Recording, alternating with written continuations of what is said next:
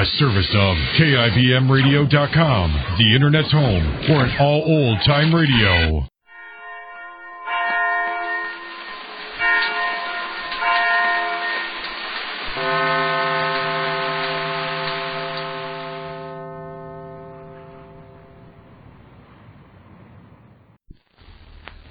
And now, Backstage Wife, the story of Mary Noble and what it means to be the wife of a famous star. For a few days, Larry Noble was happy in the thought that his wife Mary was as close to him in spirit as ever before, even though rumor has had it that Mary has been seeing a lot of wealthy Rupert Barlow since Larry's arrest for the murder of Oliver Wilson backstage at the Hamilton Theater just off Broadway, where Larry was starred in a play. Right now, Larry is listening absently to his friend Lester Jordan in the visiting room of the New York City jail. And we hear... Oh, look here, Larry. This is important. You don't seem to be paying any attention at all. Sorry, Lester. I guess my mind was wandering. Well, your trial is coming up right after New Year. You can't afford to think about anything else. I guess that's right. What was it you were telling me? About Claudia. Oh, yes. About Claudia. Don't say, oh, yes, as though you didn't even remember who she was. I'm talking about Claudia Vincent, the woman the police think you're so madly in love with that you murdered Oliver Wilson when you found out they were secretly married. They have it all figured out, haven't they? They're so sure. Everyone is so sure. Even Mary thinks it's true. Do you honestly believe that, Larry? Do you think for 1 minute that your wife believes you murdered this young Wilson? In view of recent developments, it seems very likely. That's not what she told me, Larry. I don't know where you get such cockeyed notion. Never mind, it doesn't matter anyhow. Well, of course it matters. Everything matters now, Larry, and you've got to snap out of this lethargy and show some sign of life. How do you think it'll look if you go into court like this? You sound just like the lawyer you hired for me, Les. You mean to say you talk this way to Hubert Savage? Don't you want to be acquitted? Aren't you interested in what happens to you? Don't you realize that your best friends are trying to move heaven and earth to help you? Yes, Lester. I do realize that. I know just how much you and some of the others at the Green Room Club have been doing for me. I won't ever forget that. And you might try listening to what I have to say. I'm listening. I'm trying to tell you about Claudia Vincent, the woman you got into your play. I know, Claudia. Dear, kind Claudia. The exquisite creature I tried to get started in the theater. And she's so deeply grateful that she cleared out the minute I got into trouble. Larry, do you mean to say you haven't even heard what I was saying about Claudia Vincent? Well, suppose you say it again, Lester. You're all right, aren't you? I mean to say I'm able to understand you, yes. About Claudia. Yes, about Claudia. I know where she is, Larry. Well, good for you. I've been helping to safeguard her until your trial for the murder of Oliver Wilson begins. Well, what does that mean? Where is she now? She's staying at my apartment right this minute. Well, that's very cozy, isn't it? Well, Larry, this isn't the time to be facetious. This is darn serious. I know, Lester. Now, for several weeks, I've been giving Claudia money. Some of it I raised, and the rest has come from other friends. For what? To make it possible for Claudia Vincent to stay in New York so that she can testify at your trial. Oh, yes, I remember now. You were telling me about that. So Claudia is in New York after all. I wondered what had happened to her. Now, listen. She's told me that she can take the stand and get you acquitted, if she has a chance. Well, she certainly was present the night of the murder. But she's afraid. Why? Well, I don't know. She says she's in serious danger and she's got to stay in hiding. Look, Lester, why not get police protection? I've suggested it 100 times. She won't hear of it. And I know that she's not entirely making this up because when I found her several days ago, she was just recovering from a head injury. Head injury? Yes. Someone broke into her room at the hotel, Larry, where she was staying and struck her down. Might have killed her. Great guns, Lester. Are you serious? Do you think I joke about a thing like this? Oh, no. But at the same time, I don't know who could be threatening Claudia. Well, don't you suppose it's the person that killed Oliver Wilson? You think Claudia knows who did it? Larry, if I didn't believe that, I wouldn't have continued to help her. I don't mind admitting that I've had plenty of doubts about her, but if she's telling the truth, I don't want to let anything happen to her. Great guns, Les. I don't know what to say about this. I don't like the idea of having you and the others go on digging into your pockets to pay for me. You'll never mind about that. I just want to know whether you think Claudia Vincent can be counted on. Well, that's a hard question to answer, Les. I don't know what to say. There was a time when I believed her implicitly. Yeah, but that was when I believed a lot of things that I don't believe anymore. And at this same time, we find Mary Noble in the lobby of the small New York hotel in the West 40s, where she's been staying for some time. In her hand is a package, obviously a jeweler's box. And as a familiar figure approaches from the doorway, we hear... My dear Mary. Oh.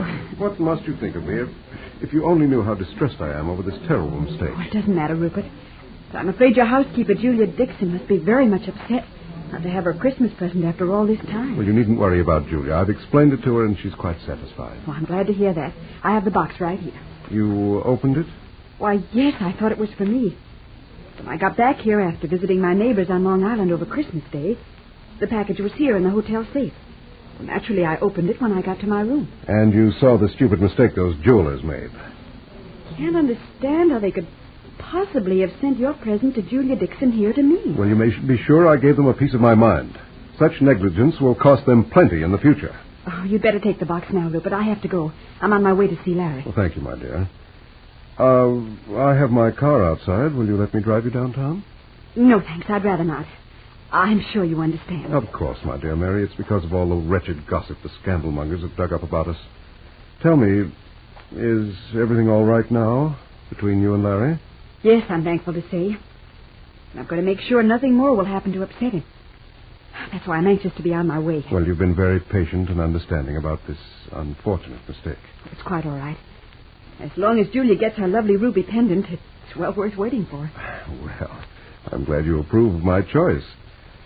Perhaps this ruby is more worth waiting for than I've been in Julia's case. That's a personal question that I can't answer, Rupert. And now, if you don't mind... Well, just 1 minute, Mary, my dear. I have something, it's rather painful, but very important to tell you. I really ought to be going, Rupert. It may have something to do with this mix-up about the Christmas presents. Presents? Why, it was only one, Rupert. Julia Dixon's present that was sent here by mistake. Well, yes, of course, my dear. But this is about the pictures of us that appeared in the papers last week, or was it the week before? I'd rather not talk about that. But I must explain, Mary. I couldn't understand how it was possible to turn an innocent, friendly relationship into something so unpleasant. But I've found out where the blame belongs, Mary. What do you mean, Rupert? My man, Victor. The man I've trusted and taken into my home. The man who's been my chauffeur and my personal attendant, you might almost say. Oh, I know that many people have questioned me for employing a man as uncouth as Victor. But I've always believed him to be a good, trustworthy man. And now? It was Victor who was responsible for the pictures and the unfortunate notices that linked our names. Oh, no. That's horrible, Rupert. Are you sure? I'm sure enough so that I've discharged him. And I hope I'll be forgiven for inadvertently bringing this added burden into your life at a time when I had hoped above all else to spare you. Well, I'm going now, Mary. I know you're in a hurry, and I won't keep you any longer, but try to think of me as a devoted friend. Of course. Goodbye, my dear Mary. For now, call on me if I may be of any help. And sometime later, Mary Noble is being taken to the visiting room of the New York City jail where her husband Larry is being held. And as the door is opened... Now, please don't worry. Well, so long, Larry. Goodbye, Les. Oh, I didn't realize you were here, Mary. Hello, Lester. I'm glad you've been with Larry. I couldn't help being late. Well, talk to the guy, will you? All of a sudden, he's getting temperamental or something. Anyhow, I know you can manage him. So long, Mary. See you soon. I hope so, Lester. Goodbye. Hello, darling. I'm so terribly glad to see you. Hello, Mary. Well, Larry, what is it? What's happened? Why are you so distant? So cold. My dear, lovely wife. I just received a belated Christmas card. Evidently, there was a gift that went with it. Your devoted friend Rupert Barlow's housekeeper brought it here. Julia Dixon? Yes. Unless Rupert had others I don't know about. Would you like to read it? Here. To Mary. The loveliest woman in all the world. Rupert. I'm going to be interested in what kind of an explanation you have for this. Mary Noble's face is first white, and then crimson, as she reads this hateful card that has once more brought trouble in her family.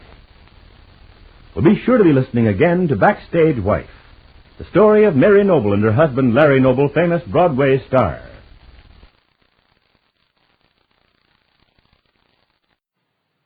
Ladies and gentlemen, Crime Prevention Week, now being observed nationally, is designed for one purpose: to emphasize that crime is your personal enemy, costs money and lives, it weakens the moral and physical strength of your community. Show your respect for the law by cooperating with your police officer 52 weeks a year. Join the fight to stamp out crime, the ally of treason.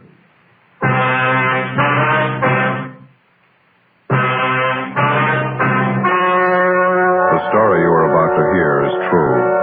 Only the names have been changed to protect the innocent. Fatima Cigarettes, best of all long cigarettes, brings you Dragnet.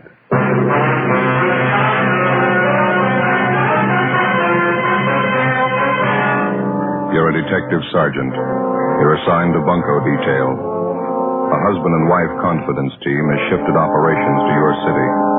Their criminal record dates back 17 years. They're masters in the art of swindling. Your job? Get them. You'll be amazed when you compare Fatima with other long cigarettes.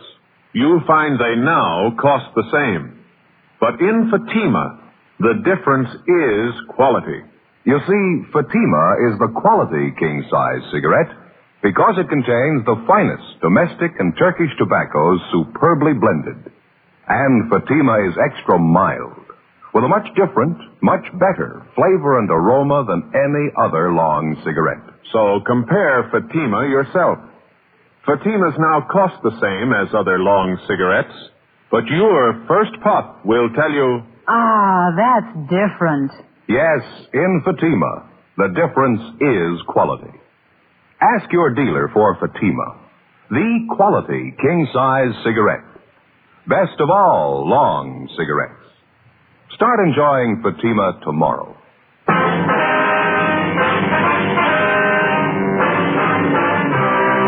Dragnet, the documented drama of an actual crime. For the next 30 minutes, in cooperation with the Los Angeles Police Department, you will travel step by step on the side of the law through an actual case transcribed from official police files. From beginning to end, from crime to punishment, Dragnet is the story of your police force in action. It was Monday, April 20th. It was windy in Los Angeles. We were working the day watch out of bunco detail. My partner's Ben Romero. The boss is Captain McCauley. My name's Friday. We were on the way out from the office, and it was 10:35 a.m. when we got to the Holy Gospel Tabernacle, the pastor's house. Look at that palm tree. Yeah. Windstorm sure didn't do it any good. Well, it was really blowing last night. Woke me up a couple of times. And not me. I slept like a baby.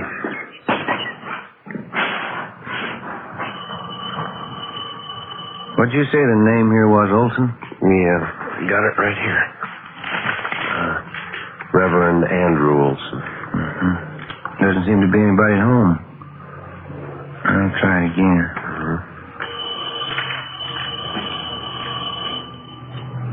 No? We said on the phone he'd either be here or at the church. Where's that? Just around the corner, faces on South Spring. Not a very wealthy-looking neighborhood. It must be the church up there. Mm-hmm. Sure could stand a coat of paint. Grounds are well kept, aren't they? Nice flower beds. Look at that. Giant pansies. Tried some in the backyard last year. Too bad. What do you mean? Giant snails. Sliced them right off at the roots.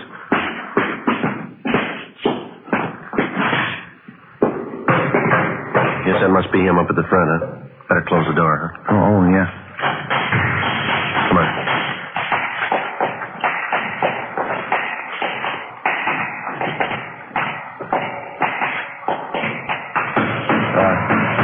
Excuse me, sir?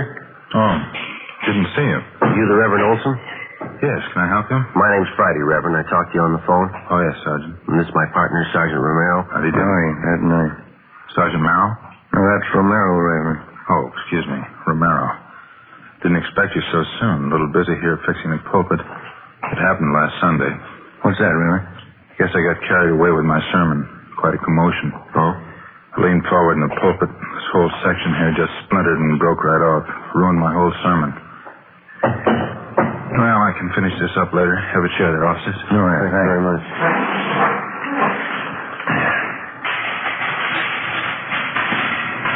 Well, there it is, Sergeant.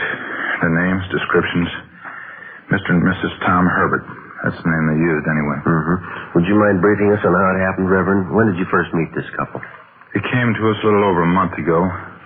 Didn't have any reason to be suspicious. Mr. Herbert showed me some fine references. I didn't think it was necessary to check them. What kind of approach did they use? Could you tell us? On the first visit, Mrs. Herbert did most of the talking. She told me she and her husband wanted to write a history of our church. It was supposed to be part of an historical book on all the churches in the county. Naturally, I felt a little flattered about it. Mm-hmm. Did this Mr. and Ms. Herbert make any demands for money or to write about your church, I mean? Oh, no. There was no money involved at first. They said all they wanted was our cooperation in doing some of the research work. You know, looking up dates, names, things like that. Oh, I see. They seemed very sincere, both of them. Didn't drink, smoke. They worked very hard during the search and writing. I don't know why they had to change. Would have been nice having history written about our church. Yes, sir. When did they first bring up the idea of money? Well, Mr. Herbert came to me one day and showed me this letter. It was supposed to be from the people who were going to publish the history of our church. Letter said, well, because of certain business reasons, the whole thing was off. They couldn't publish the book. Mr. Herbert acted very sorry. Mm-hmm. Did he leave that letter with you, Reverend? No, he took it with him. Oh. I felt badly about the whole thing. They're doing all that work and then the book not being published. Mm-hmm. Well, did the Herberts broach the idea of you and the church putting up the money to print the book? Well, no, not exactly, but I guess they gave me the idea. How do you mean? They suggested that I talk it over with the church board, so I did. We all agreed it'd be a shame to give up the idea of the book after so much work had gone into it. Is that when you agreed to finance the book? Well, the board and I did, yes. It's all my fault, though. I helped to persuade them. And the money came out of church funds, is that? As a matter of fact, it didn't. We only have a small operating fund, so you can see we're a small church. Congregation isn't wealthy. And where'd the money come from, sir? Well, for one thing, the ladies of the Altar Society put on a Sunday afternoon ham dinner. It made some money, and then the Herberts suggested we help sell advertising to pay part of the cost, so we did that, too. It still wasn't enough. Well, exactly how much did you turn over to the Herberts? $804.61. I had to borrow $350 from the bank to make it. It'll all have to be paid back. People who paid for their advertising, too. It'll all have to come out of our pocket. It's a terrible thing. Yes, it is. Terrible. I don't know what I'm going to do. I hate to ask the congregation for it. Their offerings have always been so generous, and they're not wealthy either, just working people. When was the last time that you heard from this Mr. and Miss Herbert, Reverend? A week ago, I guess. Yes, it was last Monday. I got anxious and called them at their hotel. It's on South Grand. I can give you the address. They told me when the books would be ready. It said it would be on Tuesday. Mm-hmm. That's the last I heard of them. No forwarding address, no other place that you think we might find them? No, I'm sorry. Just don't have any idea. It's so hard to believe anyone would do such a thing to us. Yes, sir. Wonder if we could have the address of their hotel. Yes, all right. If you'll come with me, I have it over at the house. Did Mr. and Ms. Herbert have a car, do you know, Reverend? I don't think so. If they did, I never saw it. I don't know what I'm going to tell the congregation. $800, that's a lot of money to our people. Yes, sir. Tell me, Sergeant. I don't mean to be uncharitable, but Mr. and Mrs. Herbert, do they have a criminal record? Have they done this sort of thing before? Well, their descriptions seem to fit a couple that we've been looking for. They've been working the churches in this area on and off for a couple of years now. Can't understand why they do such a thing. It's almost like robbing a poor box. Yes, sir, they've done that, too. 11:15 a.m. We went back to the city hall and pulled the package on the suspects, Mr. and Mrs. Tom Herbert. They were a veteran man and wife confidence team who'd worked the Los Angeles area and other large cities around the country. Their specialty seemed to be swindling churches and clergymen. Over a period of 17 years, they'd piled up a long record involving frauds and various bunco games, but they'd only been brought to trial once. The case had been dismissed for lack of sufficient evidence. 11:35 a.m., we took mug shots of Mr. and Mrs. Herbert out to the Reverend Olson, and he identified them. We checked the hotel on South Grand where they'd been staying. No leads. We got out a local broadcast and an APB on them. Together with the sheriff's office, we sent a special bulletin about the Herberts to the pastors of the different churches in the city and county. From the list of names on the mama sheet, we began checking out all the known friends and relatives of the suspects. One of them was a Clyde Harris, proprietor of a physical culture school out in the Wilshire district. 1 p.m. Tuesday, we drove out to talk to him.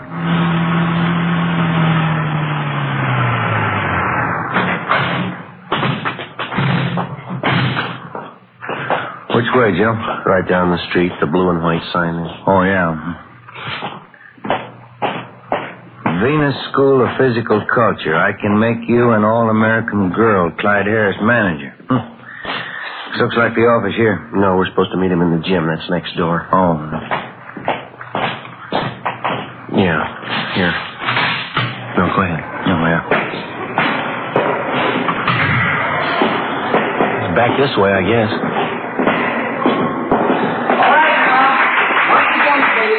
All together with me. 1, 2, 3, 4. Extend and hold down. Extend and hold down. With me, please. 3, 4. Mrs. Carlson. Hold down. 1, 2. Hold down. 1, 2, 3, 4. Extend and hold down. Hold it a minute. No, I'm sorry, Mrs. Tollefson. You're doing it wrong. Your pelvis is all out of position. Excuse me, are you Clyde Harris?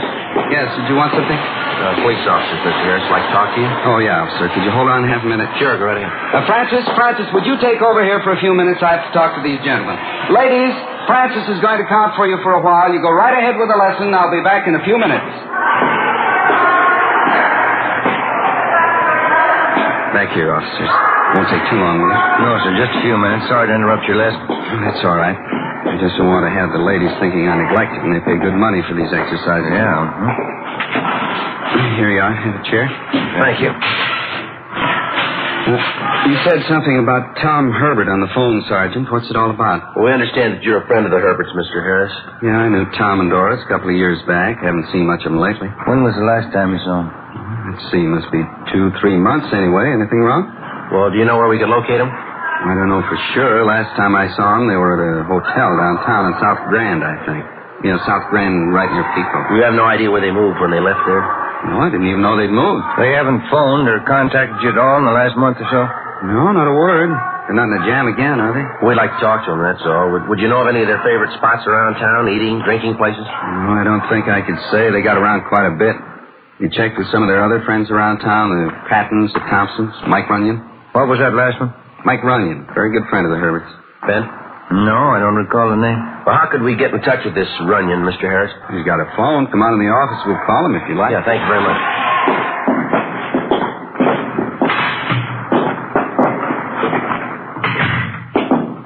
I'll get Mike on the line for you, introduce you.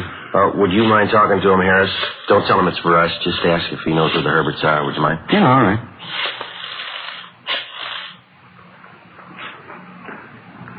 No answer. Maybe. Hello, Mike? Clyde Harris, Mike. Yeah, how are you? Fine. Fine? Yeah, long time. Say, Mike, you any idea where Tom and Doris Herbert are? Is that right? How about that, huh? How you doing? No, that's okay. It's not important. Sure thing, Mike. Make it soon, huh? Right. Goodbye. Yeah? No, he doesn't know where the Herberts are staying. Saw him a week ago out in Hollywood, though. Says they're doing fine. How do you mean? Ran into him outside that big church on Hollywood Boulevard. They told Mike all about it. They really got religion. That's so? Yeah. They're even writing a book about the church. We called back Mike Runyon, a friend of the suspect, and he gave us the location of the church where he'd seen Mr. and Mrs. Herbert. Ben and I drove out there and talked to the pastor, Reverend John Kenworth. We showed him the Herberts' mugshots, and he identified them. They were going under the name of Williams, and supposedly they were writing a book about the history of the church. To cover publishing expenses and research, More than $1,000 from parish contributions had been placed in a separate account at a local bank. Reverend Kenworth told us that it was a special joint account, and the Herberts had access to it. Ben got on the phone and called the bank. How's that? Yes, sir. Uh-huh. Yeah, all right, thank you. What did they say? The two of them were in the bank yesterday. They didn't draw out everything. How much did they leave? $3. Ben and I checked with the teller at the bank and showed him mugshots of Mr. and Mrs. Herbert. He identified them as the couple who'd withdrawn the church funds. We went to the hotel address the suspects had given to Reverend Kenworth. They'd checked out 2 days before. The search went on. 2 weeks passed. We ran out of leads. No further reports on the couple. A month went by. Tuesday, May 23rd, we got an APB from San Francisco on a couple answering the Herberts' description. They were still working the church angle. During the next 6 weeks, we got reports on them from Washington, Oregon, Nevada, and Northern California. In Sacramento, they apparently changed their M.O. for the first time. They started selling phony health insurance policies. They promised everything, and they had a lot of takers. One of the big selling points was a clause which promised full protection if anybody in the family should come down with polio.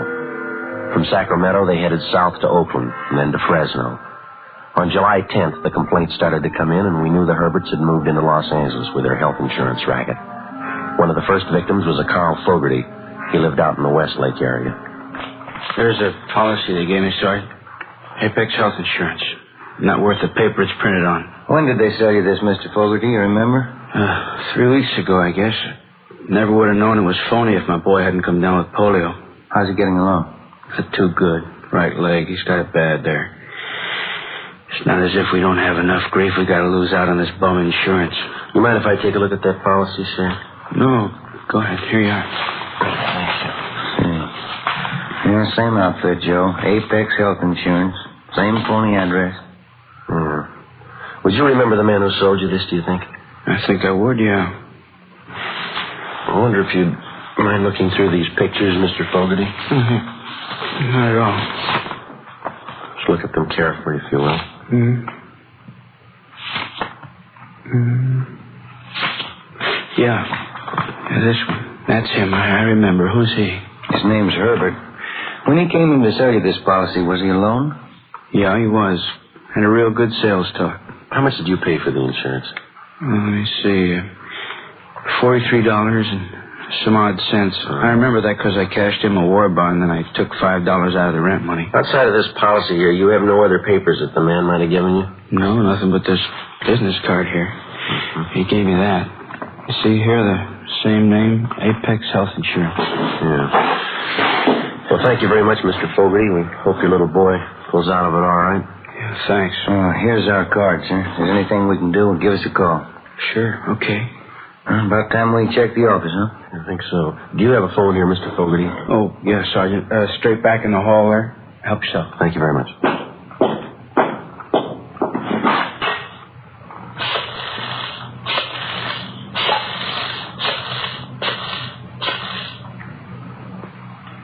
$2572. Yeah, that's right. Yeah, Fred. Joe Friday. Anything for us in the book? West 7th. Yeah, okay. Right. Thanks, Fred. Anything doing? It looks pretty good. Office got a call from a printing shop out on West 7th. The manager's got an order he's not too sure about. How do you mean? It's for a batch of letterhead stationery, business cards. Yeah? For who? Apex Health Insurance.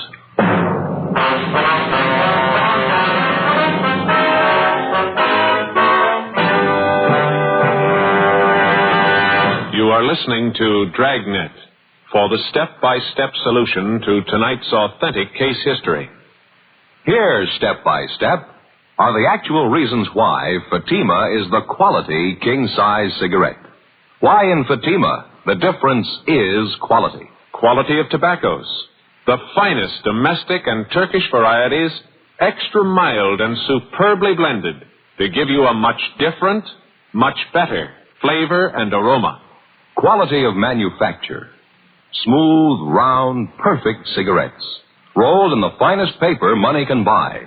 manufactured in the newest and most modern of all cigarette factories. Quality even to the appearance of the bright, clean, golden yellow package, carefully wrapped and sealed to bring you Fatima's rich, fresh, extra mild flavor. Compare Fatima yourself. Fatimas now cost the same as other long cigarettes. What your first puff will tell you. Ah, that's different. Yes, in Fatima, the difference is quality. Insist on Fatima.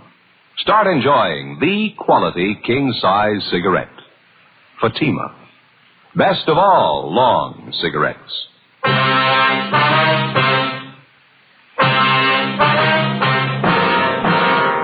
Wednesday, July 10th, 4 p.m. Ben and I drove back downtown to the printing shop on West 7th Street and talked with the manager. He told us that the order for stationery and business cards for the Apex Health Insurance Company had been placed 2 days before. He said he'd become suspicious after reading a story in one of the newspapers about the polio insurance fraud. He also said that the customer who had ordered the stuff was a woman. She told him that she would call and pick up the order on Friday. We showed the manager a handful of mug shots. He could give us only a partial identification of Mrs. Herbert's picture. We called the office, told them we were going on stakeout, and arranged for a relief. Ben and I spent the rest of Wednesday and all day Thursday and Friday in the rear of the print shop, where we could keep an eye on everyone entering the place. Friday, 6 p.m. No sign of the Herberts, not a trace. Saturday, the same, no sign of either one of them. Monday, more waiting. The suspect stayed away. Tuesday, 3:30 p.m. I went out the rear door, went down the street and got some cigarettes, and then I headed back for the print shop.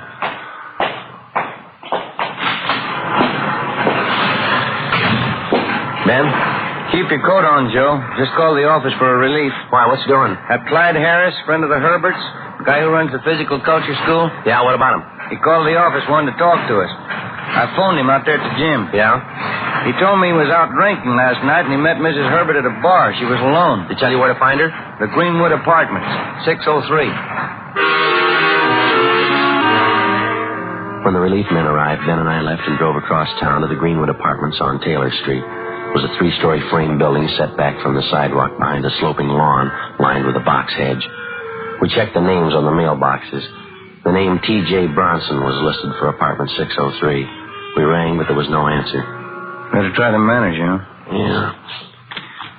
It's a nice place. The insurance racket must be paying off for him. Here we go.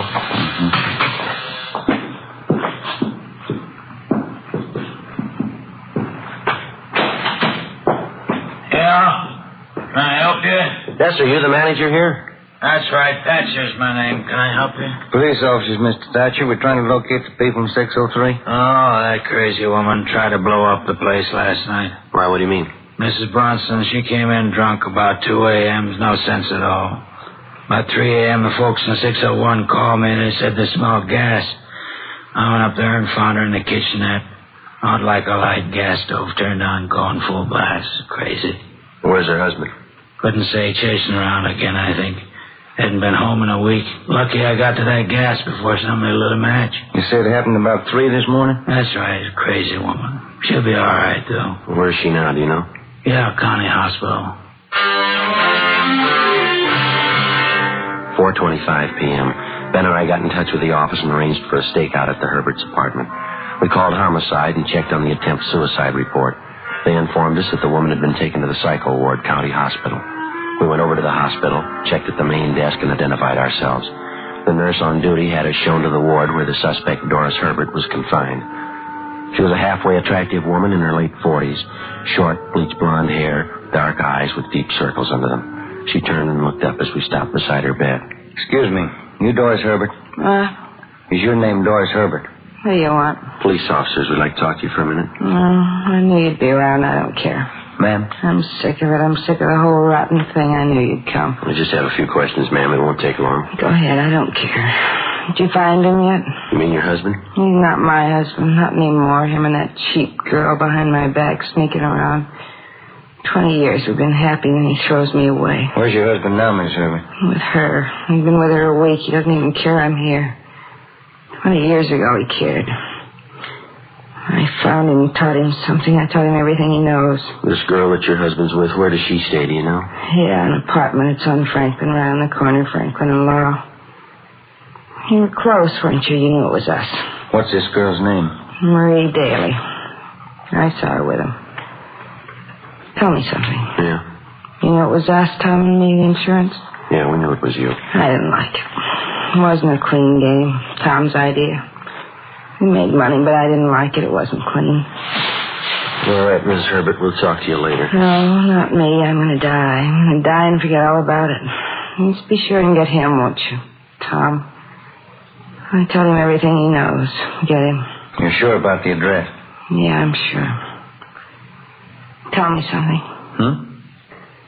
Why did he have to do it to me? Throwing me away, lying, taking that cheap girl. Why did he do it to me? Well, you ought to have an idea. Huh? You taught him everything he knows. Before we left the hospital, we made arrangements to have Doris Herbert transferred to the prison ward. 5 p.m., we drove out to the apartment house at Franklin and Laurel and checked with the landlady. She told us that Tom Herbert's girlfriend, Marie Daly, had checked out of her apartment the day before. She said the Daly girl had a middle-aged man with her.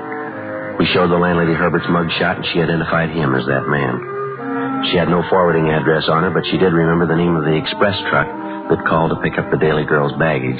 We checked with the express company and found that the trunks had been taken to the Lockheed Air Terminal. We started calling the airlines.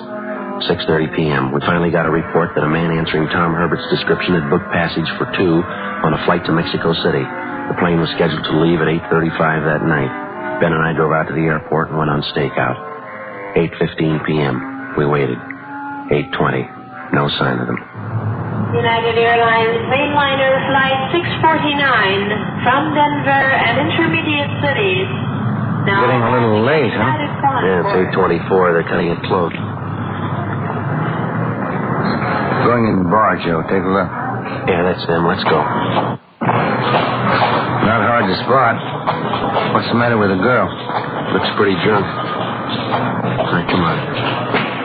Bourbon and water, huh, Marie? Is that what you want? Bourbon and water, yeah. Haven't got much time. We don't want to miss that plane. We won't miss it. You Tom Herbert? Yes, what is it? Police officers like to talk to you downtown. Just a minute. This must be some kind of mistake. No mistake, Herbert. We talked to your wife. Let's go. What is it, Tom? What do they want? Nothing. It's a mistake.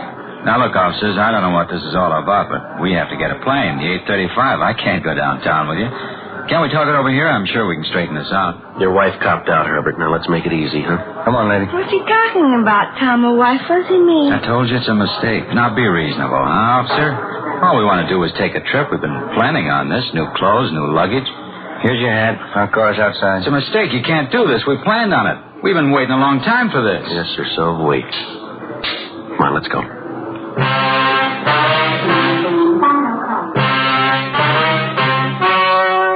The story you have just heard was true. Only the names were changed to protect the innocent. On October 28th, trial was held in Superior Court, Department 88, City and County of Los Angeles, State of California. In a moment, the results of that trial. Now, here is our star, Jack Webb. Thank you. Friends, each week we're honored with letters from listeners all over the country. Letters telling us that you've bought Fatimas and you find them the best of all long cigarettes. Well, thanks to you and the many thousands of other smokers who have switched to Fatimas, I'm happy to report that more people are now enjoying Fatimas than ever before. January sales figures just released show that in the East, Fatima sales are up 56%. In the Middle West, sales up 133%. And here on the coast, Fatima shows an increase of 68%. Well, that means Fatima sales are up nearly 70% all over the country. Now, if you haven't yet discovered Fatima's much different, much better flavor and aroma, I suggest that you buy a pack tomorrow. When you do, I'm convinced you'll agree with Fatima smokers everywhere. In Fatima, the difference is quality.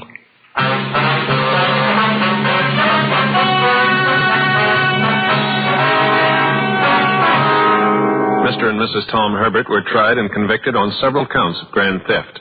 They are now confined in the state penitentiary for the term prescribed by law. Grand theft is punishable by confinement for not less than 1 nor more than 10 years.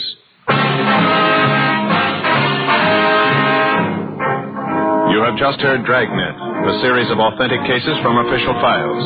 Technical advice comes from the Office of Chief of Police W.H. Parker, Los Angeles Police Department. Fatima Cigarettes, best of all long cigarettes, has brought you Dragnet, portions transcribed from Los Angeles. David Harding, counter-spy, solves an exciting case next on NBC.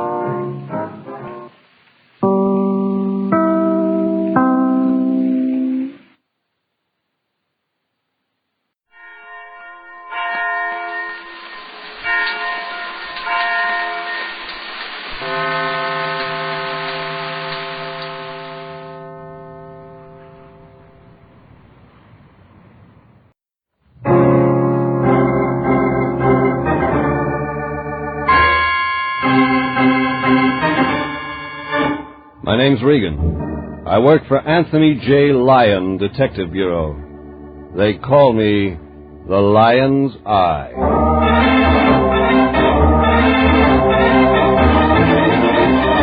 Wednesday at 9, and CBS brings you Jeff Regan, Investigator, starring Paul Dubov as Regan with Frank Nelson as Anthony J. Lyon. So stand by for mystery and suspense and adventure in tonight's story titled, It All Comes Back to Me Now.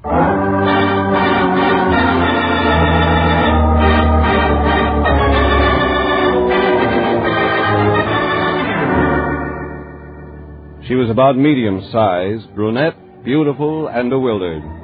She couldn't remember where she'd come from or where she was going. Couldn't remember her own name. Just one thing she could remember. She wanted to commit murder. She was in the office of my boss, Anthony J. Lyon, that Friday morning, sitting there across the desk from him, holding onto her battered purse like it was the last thing in the world she was sure of. What the Lion or I didn't know, she was right. Oh, Jeffrey, come in. I've been waiting for you. Morning, Fatso. New client? Yes, Jeffrey. I think we could call her that. Jeffrey, this is Miss... That's a very interesting name, Fatso. My name's Regan, Miss. Well, how do you do, Mr. Regan? Jeffrey, she has a terrible problem. Somebody does. She can't remember her name. Please, can't you help me? I don't remember anything. You remember how you got here to our office? No, not anything. From when? From now. Except, there was a door. It said detective agency. I walked in. Yes. Jeffrey, what are we going to do about Miss Smith? Smith? Well, we've got to call her something, haven't we? All right, Smith. Jeffrey, this is a matter for the police. A Bureau of Missing Persons. Surely... Oh, no, Mr. Lyon, please. Not the police. What's that? Oh, please, Mr. Regan, please don't let him call the police. People who can't remember their names usually can't remember they shouldn't go to the police, Miss Smith. But Oh. Look, lady, if you don't want to go to the cops, there's got to be a reason. Well, then, look at this. Jeffrey. .32 caliber revolver, Smith & Wesson. Loaded except for 2 empty shells. You see, Mr. Regan. The gun's been fired, Jeffrey? 2 bullets missing. Miss Smith? I don't know. Jeffrey, that settles it. We call Lyon, the I police. think Miss Smith hasn't quite finished her story. The gun in her purse isn't the only reason she doesn't want to go to the police. That right, Miss Smith? Mr. Regan, I try to remember. There was a house somewhere. A small house. I was in a room with... Go on. No, I can't. Keep trying, Miss Smith. I was going somewhere. Alone. I wanted to see someone. I think I was on my way to kill someone. Patso, get some water. She's fainted. Here, water? Jeffrey, don't just stand there. Call an ambulance.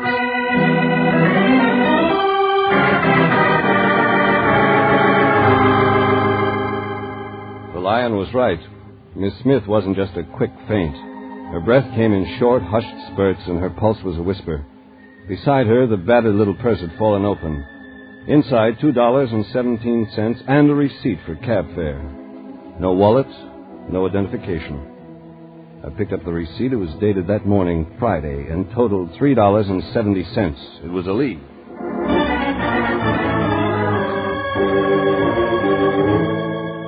I sent the Lion with Miss Smith in the ambulance and then headed for the main office of the cab company. It took me 2 hours to get what I wanted.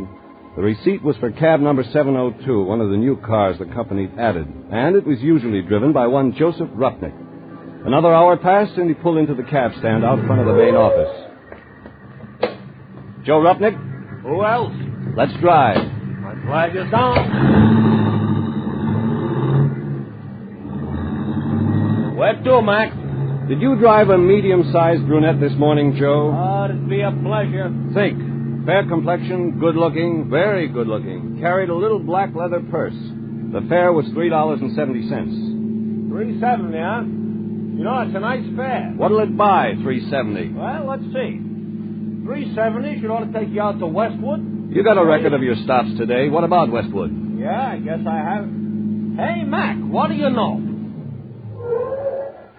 She was lovely, she was engaged, and she used my cab. Oh, what a dish. Bewitched, bothered, and brunette. I seen her, and I'm glad. Never mind the tone poems. Where did you pick her up? In Westwood. Where else? Okay, let's go there.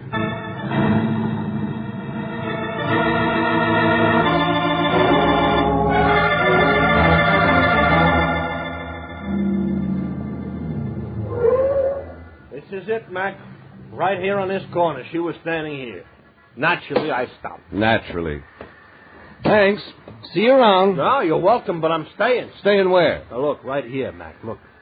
You don't have to be a mind reader to spot you for a private eye, shamus, or gumshoe. This means the jackpot. My cab is at your service. That's your business, Joe. Only keep your flag up. Shouldn't worry about a thing. Besides, when else do I get a chance to check the horses at Tanforan?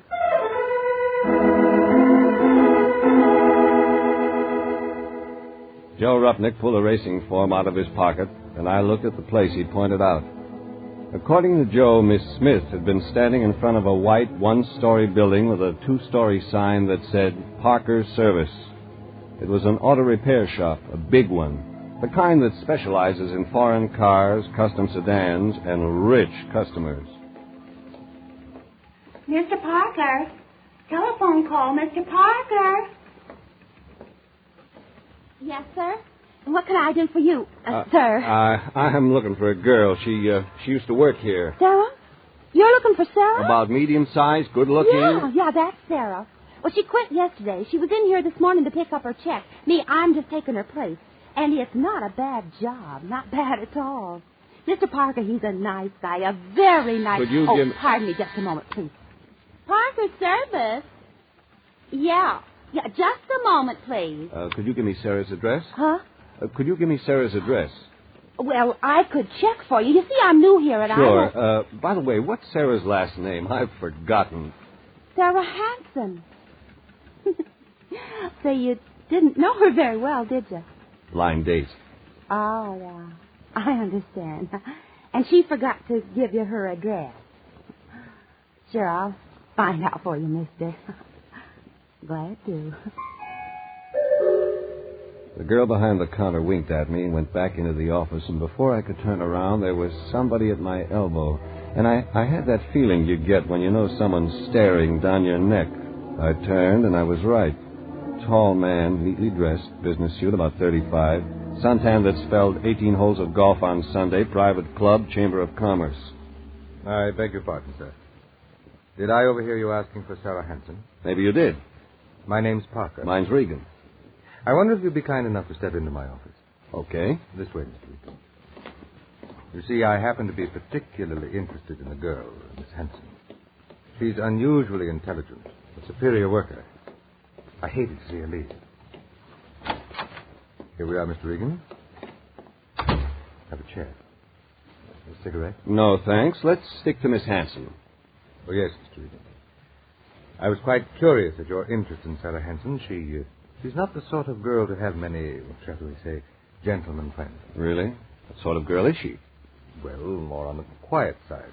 Intelligent, as I've said, and not at all emotional. Sarah was a very superior worker. Come on, Parker. I haven't got all day. A girl quit her job and you want to know why. Is that it? Well, I'm curious. There's more to it than that. I saw 4 secretaries in your front office alone. One named Sarah wasn't that good. Very well, Mr. Regan. I'm going to tell you the truth.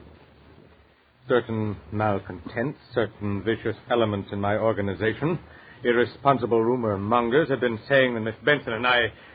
Well, there isn't a word of truth in it. I'm still listening. I'm a happily married man, Mr. Regan. You understand what rumors of this sort do to a man. Go on. I'm going to put a stop to it. You understand? Once and for all, Okay. Take it easy, Parker. I'm sorry I lost my temper, Mr. Regan. This thing has been gnawing at me for months.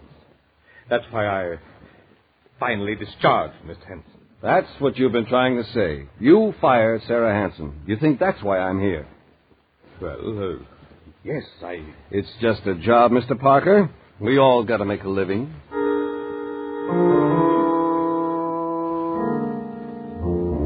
Somewhere in it, a story was beginning to take shape. Parker apologized again, and I left his private office. Out front, the receptionist had Sarah Hanson's address, and I took it. When I got to the street, Joe Rupnick's cab was still sitting there. Hop in, Mac. I'm available. You find the gun? No, but I've got an address. Great. I got them all lined up for tomorrow at San Ferran. Let's go.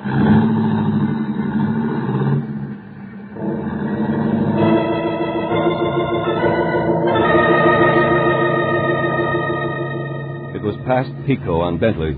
Took us 5 minutes to pull up in front of a bungalow converted into a duplex. I left Joe with his racing form and newspaper and went up to the door that belonged to Sarah Hanson.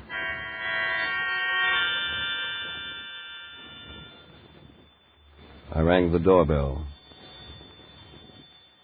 No answer. I knocked. Same results.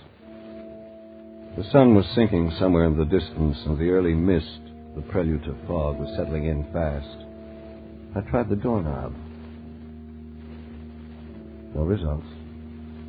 And then something told me to get inside that apartment, to get in with or without a permit, with or without a key.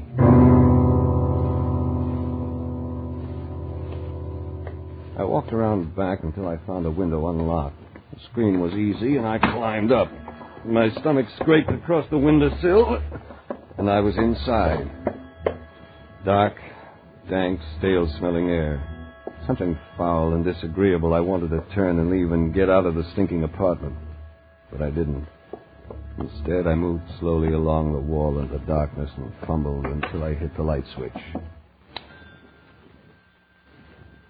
The lights didn't change the smell, but it told a story. Chairs upside down. Picture frame smashed to the floor. 2 dishes broken in 1,000 pieces. And the sofa cushions on top of each other in a corner. The whole place turned upside down, looking like a clapboard shack after a hurricane. I moved into the living room, picking up pieces, searching for anything. And I found something. In front of the imitation fireplace on the carpet, a pool of blood. Hey, Mac. You okay? Yeah, Joe. Look, Mac, I think I got something important. Be there in a minute. Never mind. I'll climb through the window. Hey, look, Mac, I want you to take a look at this. I was reading while I was waiting for you. Early edition of the afternoon paper. Yeah.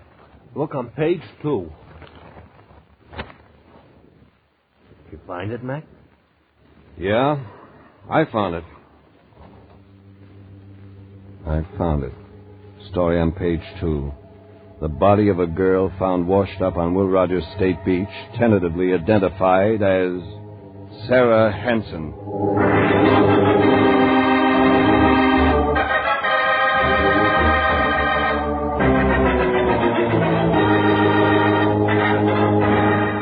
This is CBS, and you are listening to tonight's adventure with Jeff Regan, Investigator, entitled, It All Comes Back to Me Now.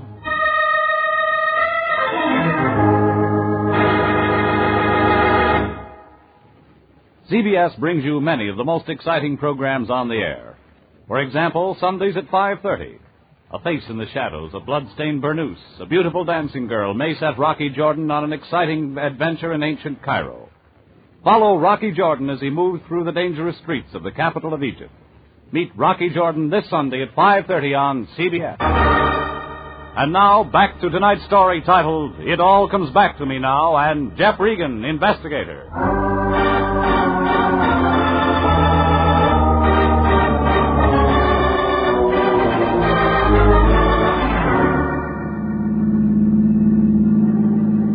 Joe, the cab driver, stepped on the gas, and we headed for the police.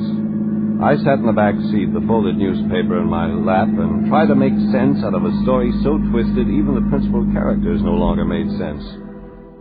A girl with amnesia hires the Lion and me to help her find herself. She says she remembered wanting to kill someone. She collapses, and I follow a lead to a cab driver, to a repair shop in Westwood, to the home of one Sarah Benson. That was when I read the early afternoon paper which said a girl had been found washed up on Will Rogers State Beach. Her name, Sarah Hansen. It was getting late. Street lights turned on, traffic jamming and honking its way up Sunset. But that didn't stop Joe Rupnick from hitting 40 between the cars. We made the police station at 6:45. Okay, thanks, Joe. That does it. What do you think, I'm leaving? Me, a sucker for a mystery? I gotta know how this comes out. It took me 15 minutes to get to Lieutenant Candid. Hi, Regan. Candid, I got a couple of questions. Regan, I am tired to the very bottom of my large, flat feet. Let's make it tomorrow. It can't wait. All right, Regan. What's her name? Listen, Candid, all I want to know is where you got your identification for Sarah Hansen. Sarah Hansen, age 27, height 5'4", weight about 117, hair blonde, eyes brown. Blonde. That's what I said, wasn't it? You fished her up off Santa Monica? Will Rogers State Beach. We didn't find her. Some swimmers did. They called. You weren't looking for her? Looking. We didn't know Sarah Hansen from my friend Irma. What's eating you, Regan? Candid, just tell me something else. Who identified the girl for you? Only her mother and father and brother and sister, that's all. Okay, Candid. Sorry I bothered you. It's all right. We can't find the murder weapon. We haven't got a lead on the killer, and I got to talk to you yet. She was shot? 2 slugs in her chest. 32s. Maybe Smith & Wesson. Gun's missing. That part of it wasn't in the papers. Don't we look bad enough already without making it worse? All we got on this case is a body. Even if it is a nice one. When was she killed, Candid? This morning, somewhere between 1 and 2 a.m., the coroner says. That isn't all. What else? Well, from the tire marks they found up the beach, there was another idea. We think maybe she was shot somewhere else and then driven down to the beach. This Sarah Hansen, she worked? Yeah, a place out in Westwood. Called, Parker's Service. We'll check everyone out there. Takes time. What about an address, Candid? Where did she live? Well, the parents say she moved out of their place a couple of months ago. Seems they had a fight, she and the parents. She wouldn't tell them where she was moving. Did they tell you anything else? Sarah Hansen was afraid of something, they said. Had them worried. That's when the fight started. She used to get phone calls from a woman. A woman? Yeah, every time this woman called, Sarah would leave the phone crying. Only happened a couple of times. Did they ever see this woman? Nope. They were wondering if it might be another girl who worked with Sarah. Feud. Only you haven't checked the employees yet. Like I said, Regan, it takes time. The shop opens up first thing in the morning. My men will be there. Thanks, Candid. Thanks a lot. Hey, Regan, where do you fit in this? Client, Candid. You know how it is. Maybe I don't, Regan. If you know something... I don't know anything, Candid. You wouldn't lie to me, would you? Sarah Hansen was a good-looking dame. A real good-looking dame. I never met her. You sure, Regan? I'm sure. Okay, I'll take your word. She's a real nice-looking dame, like I said. Kind you hate to see turn up dead. You want to see her, Regan? All right, Candid. We'll see her.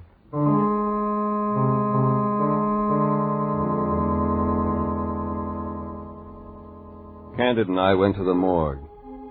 We saw her. Sarah Hansen. Medium-sized, good-looking blonde.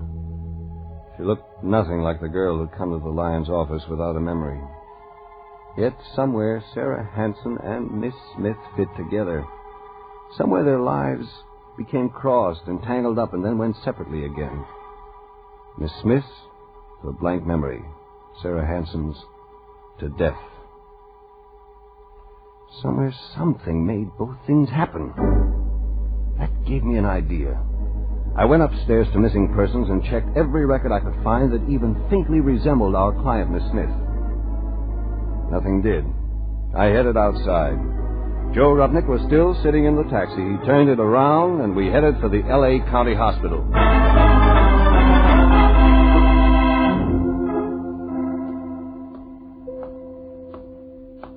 Jeffrey, there you are. Trouble, Fatso? Trouble? I've been sitting here all day, wasting time and money. How's she doing, Fatso? Is she? Oh, Miss Smith, fine. She's doing fine.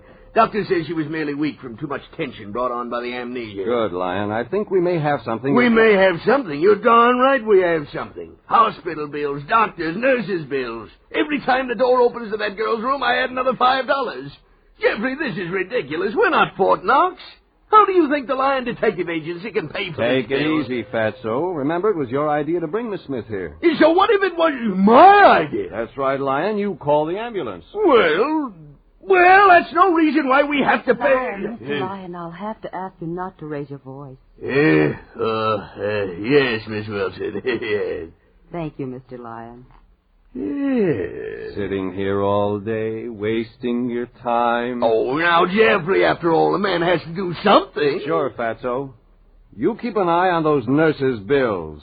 I'm going in to see our client.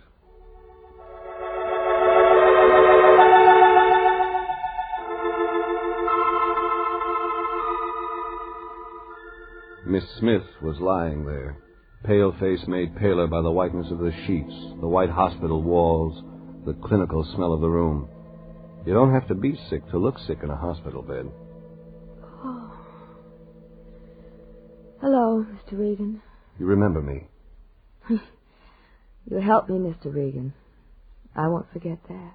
What does the doctor say? Oh, I'll be all right. Really, I will. It's just my mind. I can't think straight. But you remember about the gun, the 2 bullets missing? Yes. Yes, I remember about them. Do you remember anything more? I don't think so. About wanting to kill someone? Oh, Mr. Regan. You don't remember that part of it? The doctor says it's shock. Something happened to me. Something I wanted to forget. Made me forget everything. Murder might do that. Yes, I suppose it might. Does the name Parker mean anything to you? No. Parker Service, Westwood?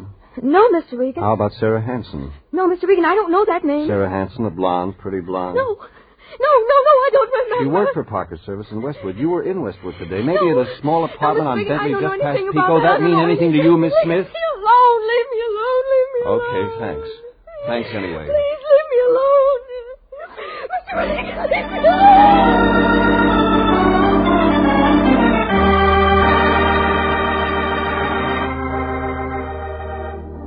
Somewhere the paths of Sarah Hanson and Miss Smith crossed. Somewhere their lives were woven in and out of each other until it was so mixed up. And then it made sense. Simple, quick, easy sense. I left the hospital in a hurry. The cab was there, and I got in, and we drove and drove fast. First for a drugstore and a phone booth, then for Westwood.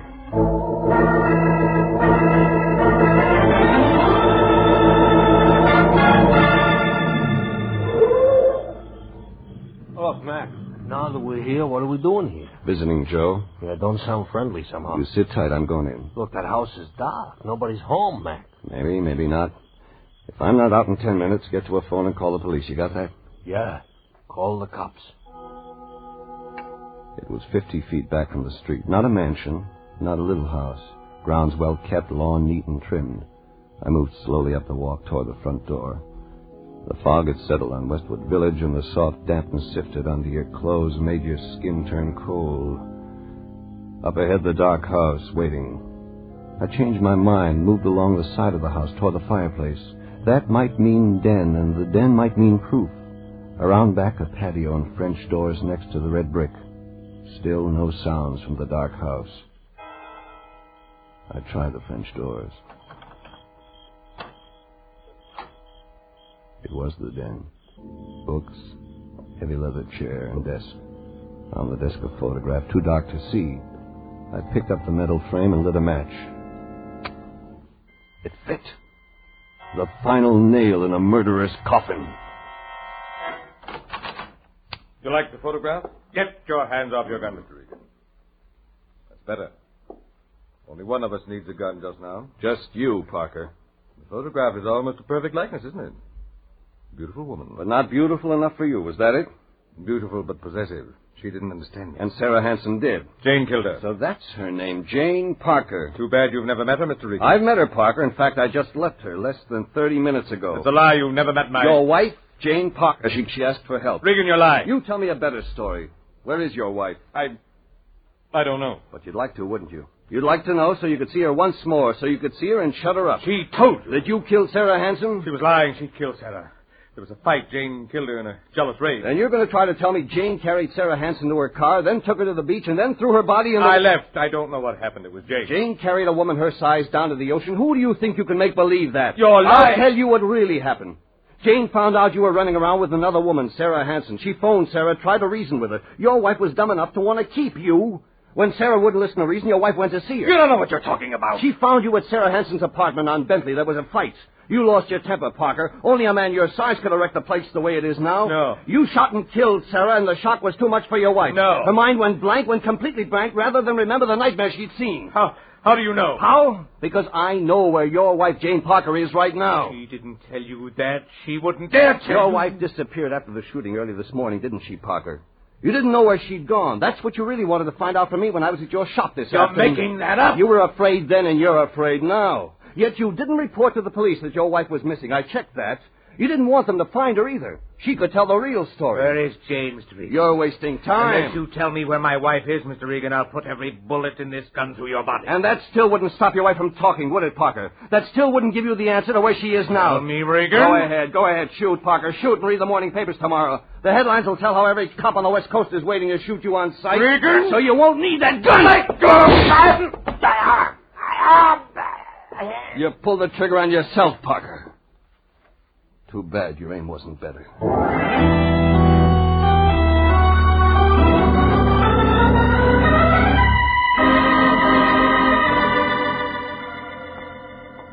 Dr. Dana. Dr. Stephen Dana. $16 a day for room. Your private nurse. Hiya, Fatso. No, don't bother me, Jeffrey. I'm very busy. Your room at $16 a day. How's our client, Lyons? She doing okay? $16 a day. Yeah, what's that, Jeffrey? Miss Smith, our client. Oh, you mean Jane Parker. Oh, why didn't you say so, Jeffrey? She's much better. The doctor says it'll take time, though. Let me see now. If you take 16 divided He thinks by you'll get her memory back, two, Lyons. What? Oh, yes. He thinks it's just a matter of time. Mental block, that sort of thing. Very complicated, you understand. Oh, hey, Jeffrey, it's been a long day. You must be tired. I am a little. Come on, Fatso, I'll drive you home. Me? Go home? No, you just run on, Jeffrey. I really couldn't leave just yet. You see, I've got it figured so the city will have to pay for the hospital. You can figure that out at home, Fatso. You look tired. Well, no. You see, Jeffrey, I'd better stay right here, where I can get the cost firsthand. That way I'll have it accurate when I charge the city. You know me, Jeffrey. Business before pleasure. Oh, yes, business before pleasure. Yes, I'm not satisfied until I've completely finished the case. You look peaked, boy. You run along, get some sleep. Me, well, I'll just sit here and work. Finish my job. I'm all ready, Mr. Lyon, if you are. Yeah. The night supervisor said it would be all right if I left early. Yeah. Isn't that just grand? Well, good night, Jeffrey. Good night, Fatso.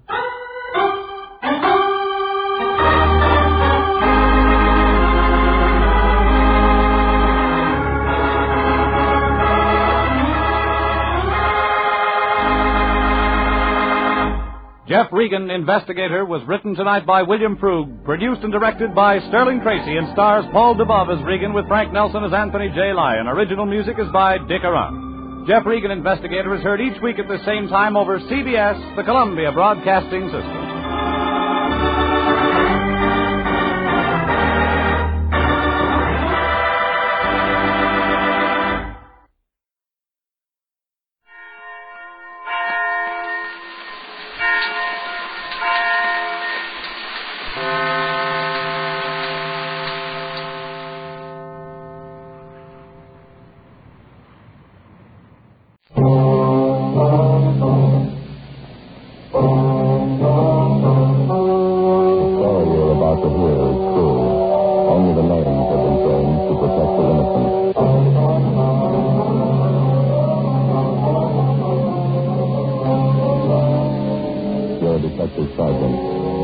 armed a robbery detail. A lone bandit robs a jewelry store in broad daylight. He takes $5,000 in precious stones. He's reckless. He's well armed. Your job? Get him.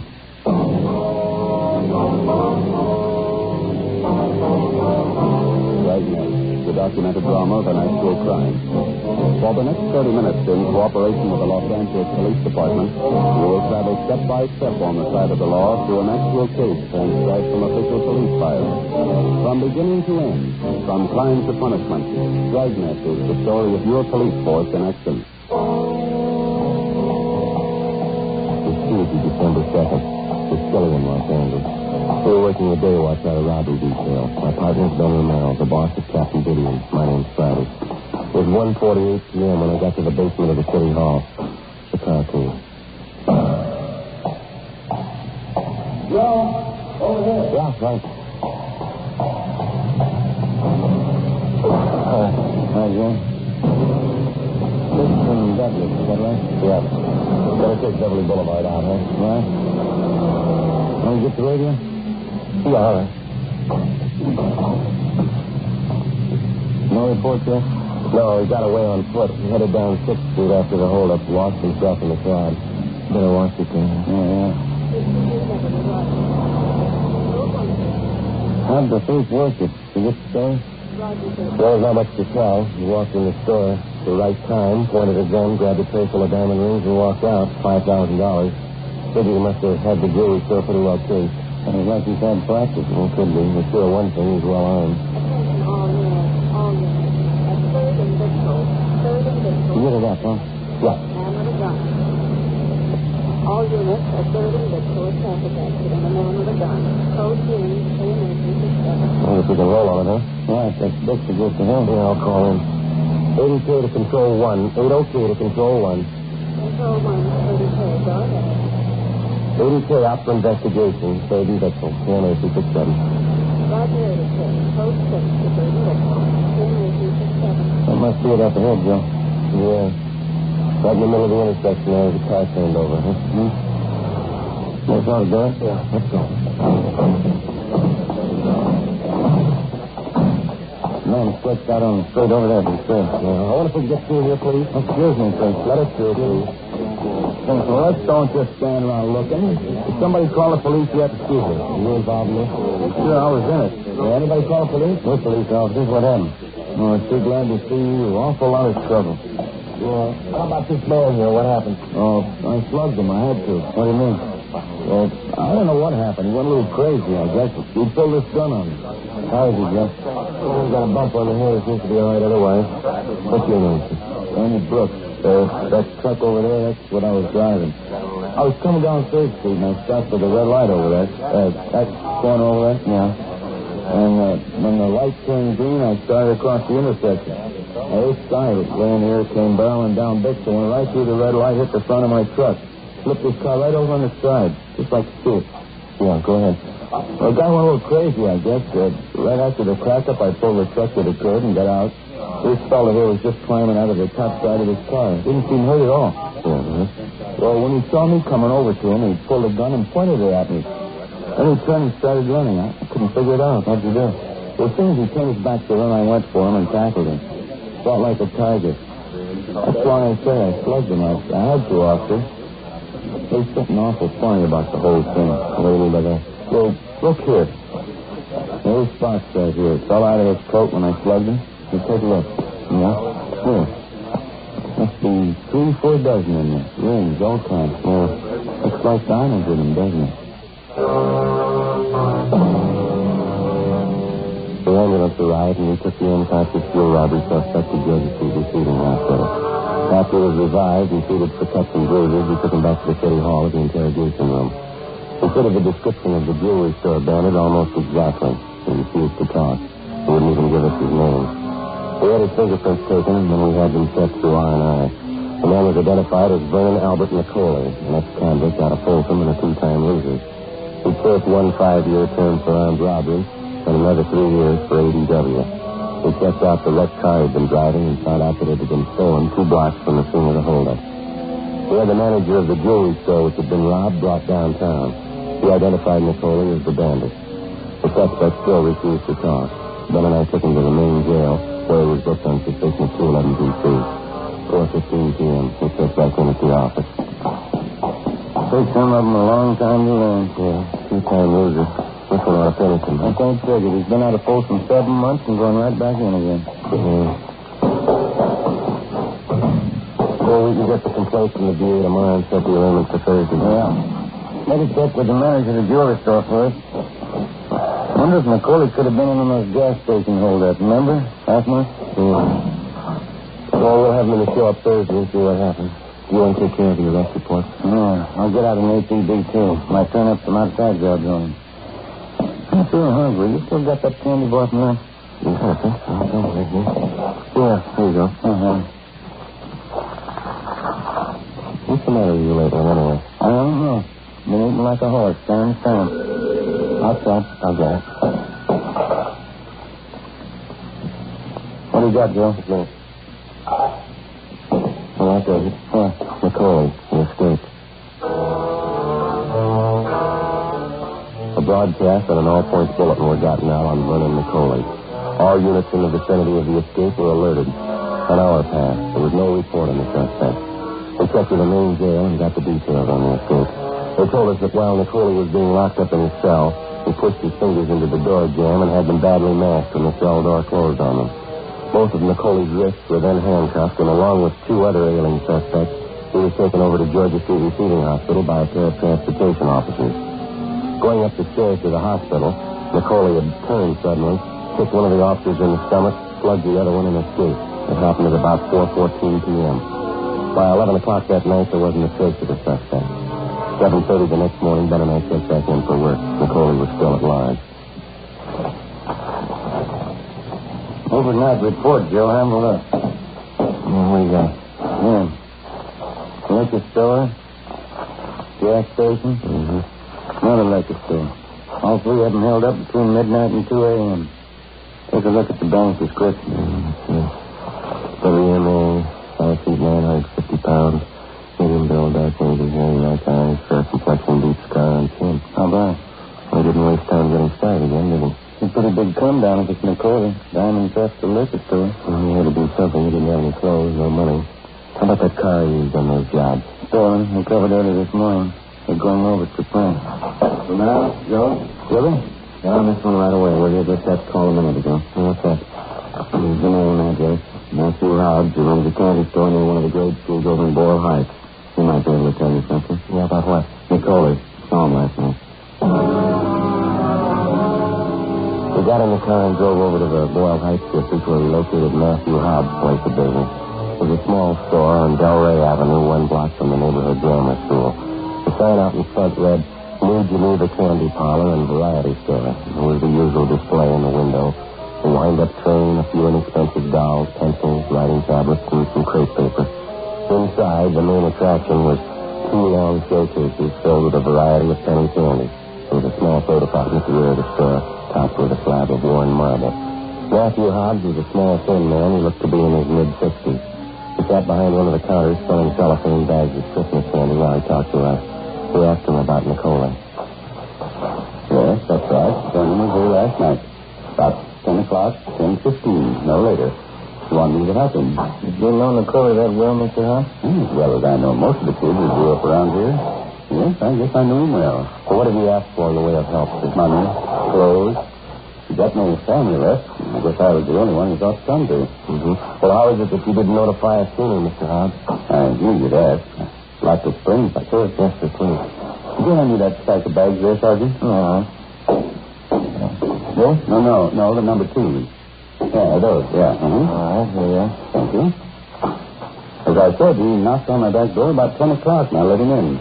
I feel just like an animal. Some kind of crazy animal. Did he have handcuffs on? Yeah, but the chain connecting him was broken. It made me file off each handcuff. Yeah? I wouldn't do it at first. I had no idea what was going on. He said he'd kill me if I didn't help him. He kept threatening me. I never saw Vernon like that before. Uh-huh. Go on, Kid. You know, Sergeant, I knew that boy when he was in grammar school right up the street there. Want to sit down and think sometimes, huh? Where they grow up and change. Yes, sir. Well, what happened after you took the cuffs off of him? He got out of his gear clothes and put on one of my suits. Took what I had in my wallet, $12, and then he kept running around and he found my gun. He took that with him, too. Well, didn't you think of calling for help? Not the way he acted, Sergeant. Just like a crazy animal. Wanted to kill me if I tried anything. He warned me not to tell anybody he was here. He said he'd come back and kill me if I did.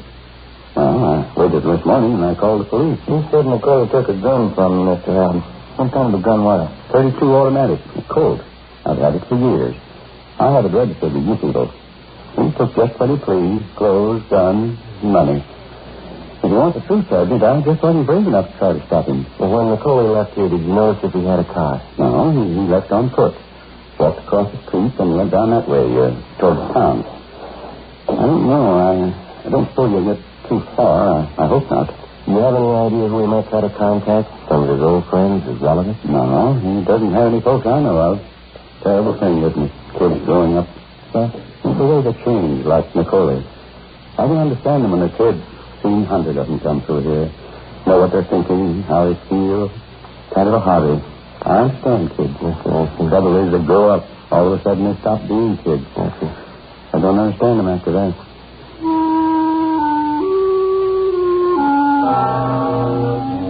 After we left the candy store, we went back to the office and got out a supplementary APB containing a description of the suspect's clothing and the gun that he'd stolen. Together with Gonzalez and Pena from robbery, Ben and I checked all of Nicole's known friends and his usual hangout. Stakeouts were placed. We got nowhere. The late evening holdups continued. Each of the victims identified Nicole as the bandit. He used the same M.O. in each case. He worked only on the weekends, Friday, Saturday, and Sunday nights. He'd steal a car, pull 3 holdups in the same general area within an hour, abandon the car in the same area, and then disappear. 2 weeks passed, and then a month. The weekend robberies went on. From the most recent hold-up victims, we found out that Nicole had picked up a partner. We checked the man's prescription through his sheriff's office. Each of the stolen cars used by the suspects and then abandoned were checked for prints. We failed to identify the second man. The hold-ups continued. Nicole and his partner were still at large. Monday, January 26th, 8:30 a.m. Ben and I met with Captain Didion.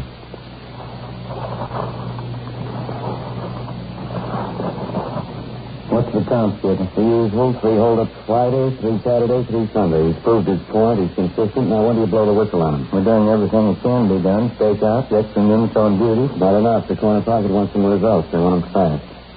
How about the times listed for the 3 stick-ups last night? Have they been double-checked? No, correct. There's something else for you. Figure it out.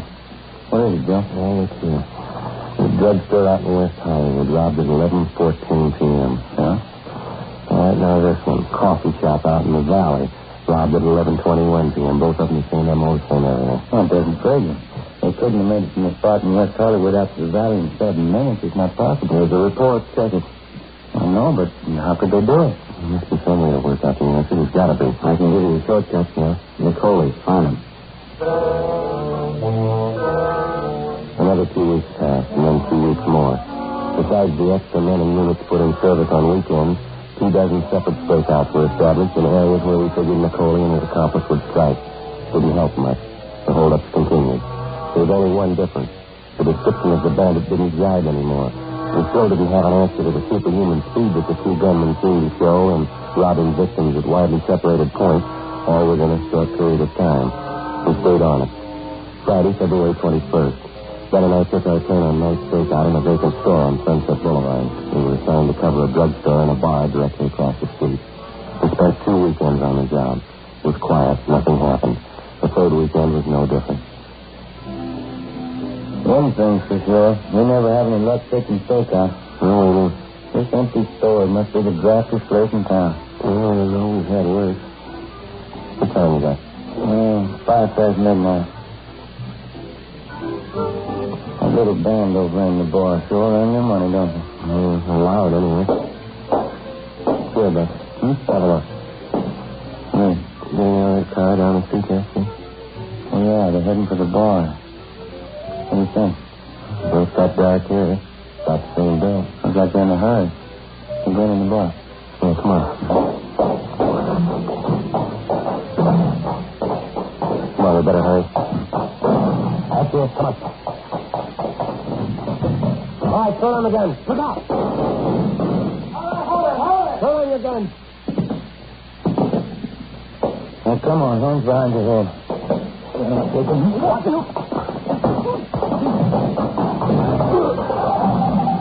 All right, hold it right there. Come on, under. You all right, Ben? Yeah. You had a good time. I like both of them. That wrapped it up, huh? Well, you better look again. Huh? Neither one of them's Macaulay.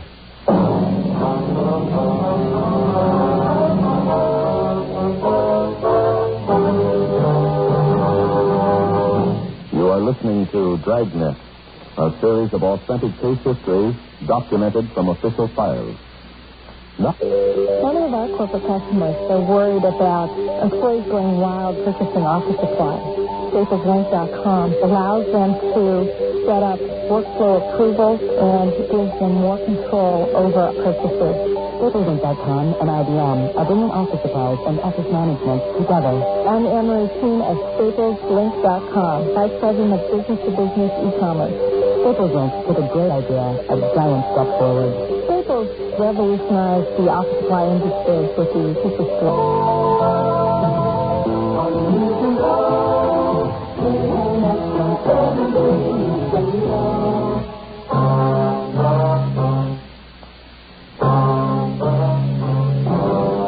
Saturday, February 22nd. Ben and I took the two robbery suspects downtown to the city hall to the interrogation room. We checked them through R&I and found that they both had records for burglary and grand theft auto. The car that they'd been using that night had been stolen.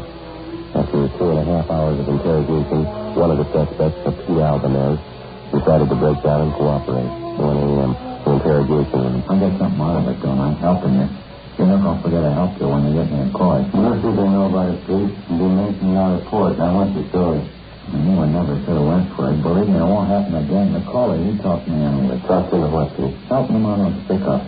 I was his partner in the first one. After he broke through? Yeah, that's right. He came in with a foolproof system of his. I was sucker enough to go for it. How long did you work with him? Just a couple of weekends.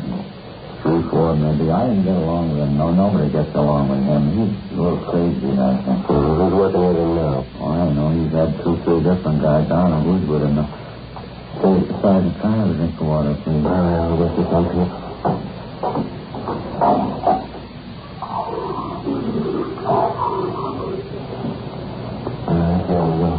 How about the way Macaulay works, Pete? 3 or 4 robberies a night all over town. A lot of guys working, that's all. So they all think of the same way, huh? Yeah, sure. When I left them, I went on my own and picked up a partner and used their system. Pretty good one, huh? Yeah, it looks like a good one, anyway. You were working on the weekends, picking up a hot car, dropping it fast. Yeah, you got it. There must be half a dozen guys in this town working the system. They all got it from Macaulay. He taught it to them. Where do we find him, Pete, you know? Macaulay? No, not for sure. He's our figures, you know. He doesn't live here in town. He only comes up for the weekend. He works Friday, Saturday, Sunday, and then he takes off again. Takes off for work. We're down by the border someplace, Palm City, I'm not sure. You're not going to forget I'm helping you, huh? You'll let him know I cooperated. Yeah, we'll let him know, Pete. Now, when's the last time you saw Macaulay? Oh, it's been a month anyway. I never want to see him again. So this may help you, though. I know where his girlfriend stays. Yeah? The problem on South Rampart, I can give you her address. She probably goes here once in a while. Mm-hmm. Anyone else you can think of? No, that's about it.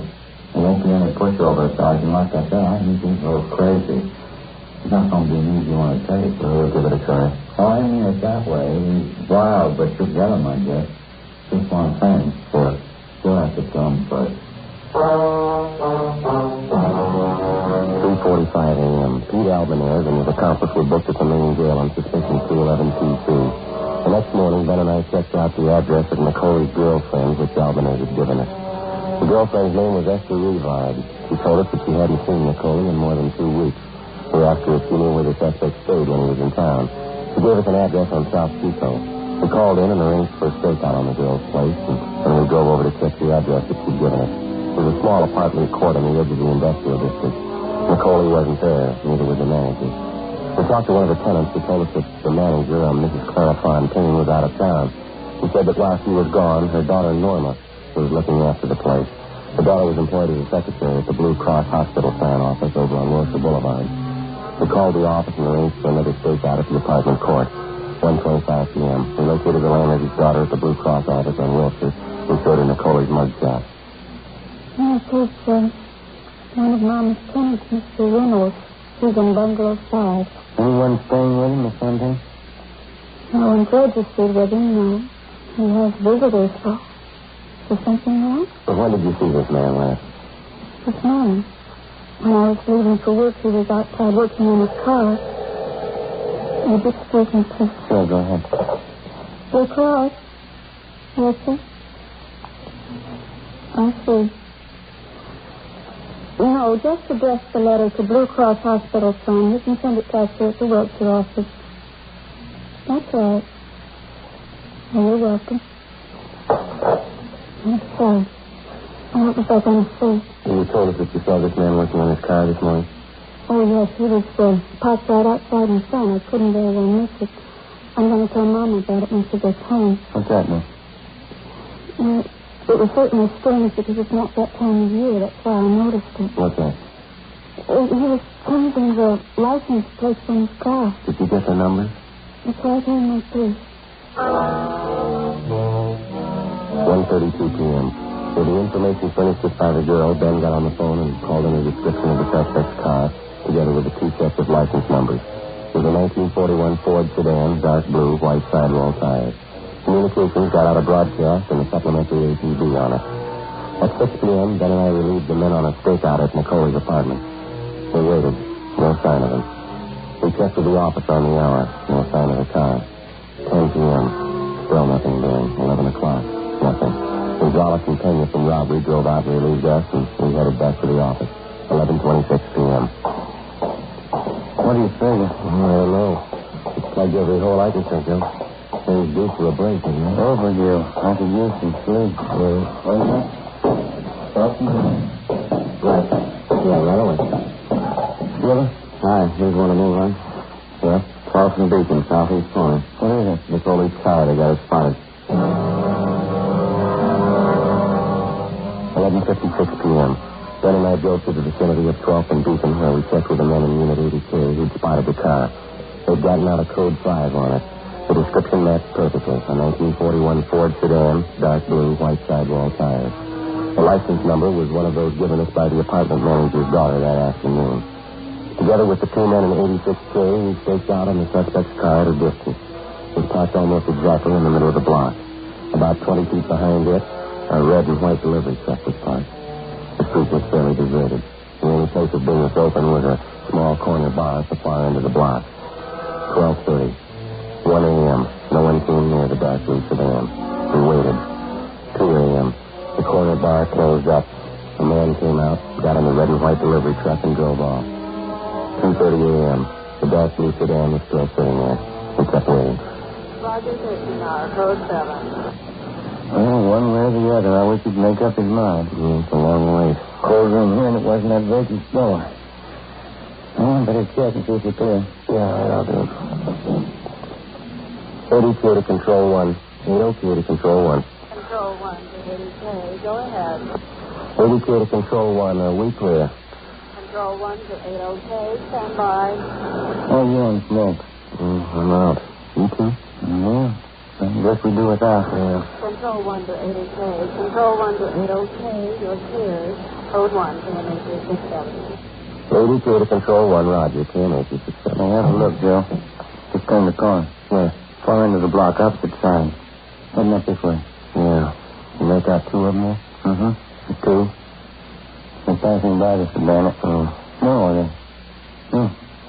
We're getting in, aren't they? Mm-hmm. Come on. Spotted us, Joe. They're getting out. All right, hold it there, both of you. Sit down, Joe. Throw out the Coley. Hold it, Tom. Mm-hmm. All right, hold it. Don't shoot, Joe. Throw out your gun, both of you. Harry, don't shoot. Throw out your gun. They'll kill us. Get up, Harry. They'll kill us. Come on, pull them out. Don't shoot. Here's my gun. Don't shoot. One of them. Come on, Harry. You got it. Get up. That's two. Let's go. Yeah, careful. There's the gun. Don't shoot. I got my hands up. All right, keep them up. Okay, I will. Just don't shoot. I didn't use my gun. Harry did. I tried to tell him you heard me. You heard me. Heard me sit up to shoot. Check my gun. I didn't shoot at you. Come on. Get him out in front of him. get jealous, Come on, officer. Third time for me. I say it. Okay, Joe, you ready? Let's go. Please, huh? Give me a break. You picked the wrong time to cry, mister. Please, now, this is the third time for me. I'm no good now. Well, you had your chances. You took them away. That's not the deal, huh? I'm no good in jail. No good at all. We'll know better out here. Let's go.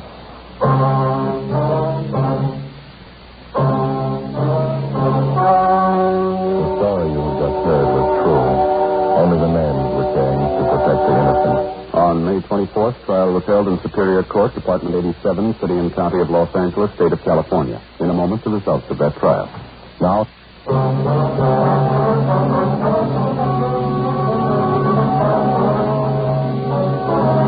Vernon Nicoli and his accomplices were tried and convicted on several counts of first-degree robbery. They received sentences as prescribed by law and are now serving their terms in the state penitentiary.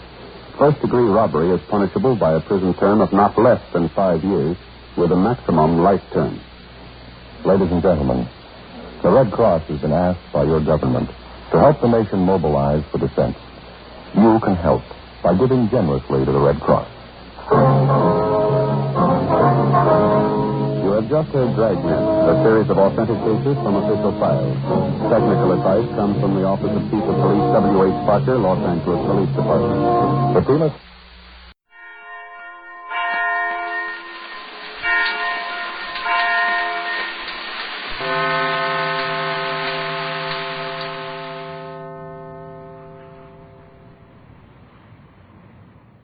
This one's about Pete Kelly.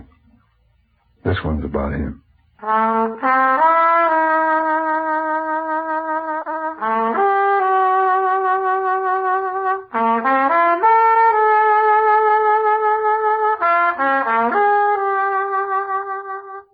about the world he goes around in. It's about the big music and the big trouble and the big roar of the 20s. So when they ask you, you turn right around and speak up. You tell them this one's about the blues. Pete Kelly's blues.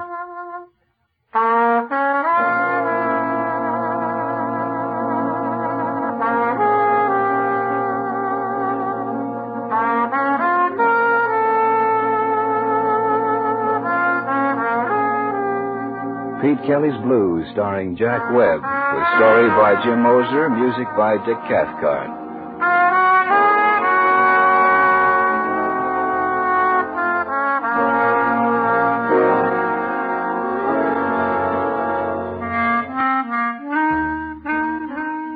Number 417 Cherry Street is a standard speakeasy. The help is paid in cash, and the books are burned at the end of the month. Every week we use 30 cases of booze and a pound of coffee. After salaries, there's gas and lights and a payoff to the Prohibition boys. In Kansas City, the price is good. For $100, they steer in the drunks and make one rate a year. The place is run by George Lupo. He's a quiet little guy who wouldn't give you the sweat off an ice pitcher. The beer's green and the gin's as young as yesterday, and the music's loud. I'm Pete Kelly. I play cornet. We start every night about 10 o'clock, and we play till they sweep out the broken glass. We don't draw any customers. We don't chase any away. The music is straight New Orleans. It started in the front parlors of Storyville and drifted north. Some of it laid over in Chicago. That's where I got on and rode it out here with a piano player named Rosie.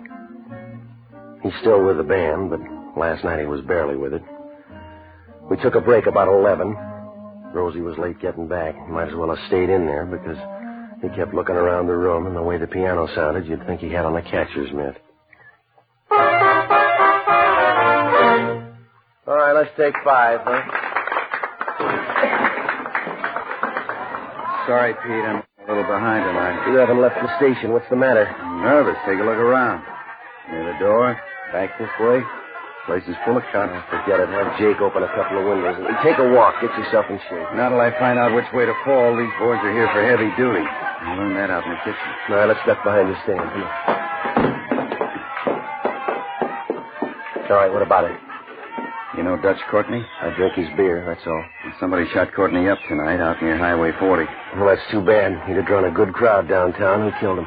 I don't know, but whoever he is, he's in for a big night. The police are trying for him, so is his partner. Well, let him play. How does our place fit into it? I couldn't guess. We'll soon find out. See the big guy who just walked in the door? Yeah. Boss cop? Almost. It's Eddie Newman, Dutch Courtney's partner. Come on, we better get back in the stand. All right, won't be long now. Hot, dry up. How's your old man? Hold on now. Here she comes.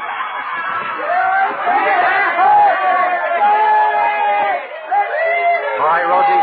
Yeah. All right, fellas, let's hit it.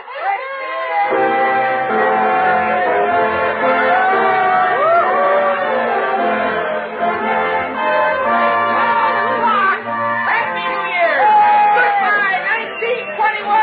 Hello, 1922.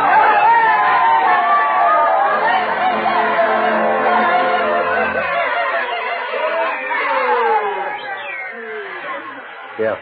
My name's Newman. Come outside. We're due to play. I'll hear you later. Come on.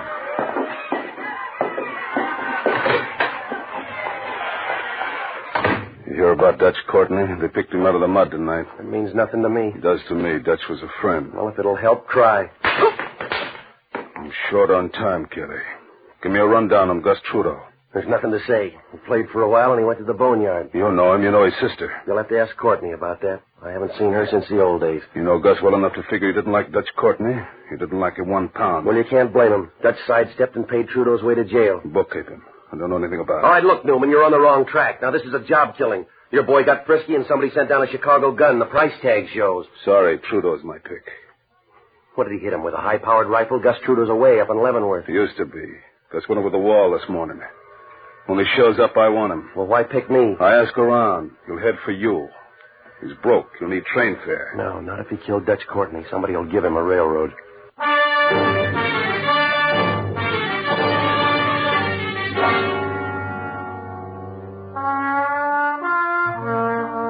When they dragged the blues out of the back room and moved them up front, there were 3 of the best leading the parade.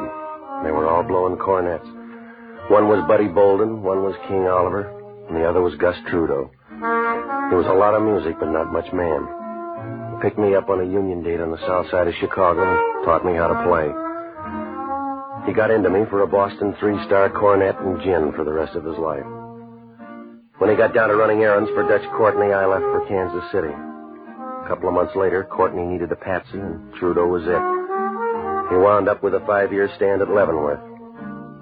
But Gus never felt right unless he was in trouble. Only this time he cut me in for a piece, too. Well, I picked up a drink at the bar and fought my way back to the stand. Anything wrong? No. You finished the set? 1 more to go. Sensation. All right, let's do it. What's wrong, Pete? A friend of ours killed Dutch Courtney. All right, sensation. 1, 2.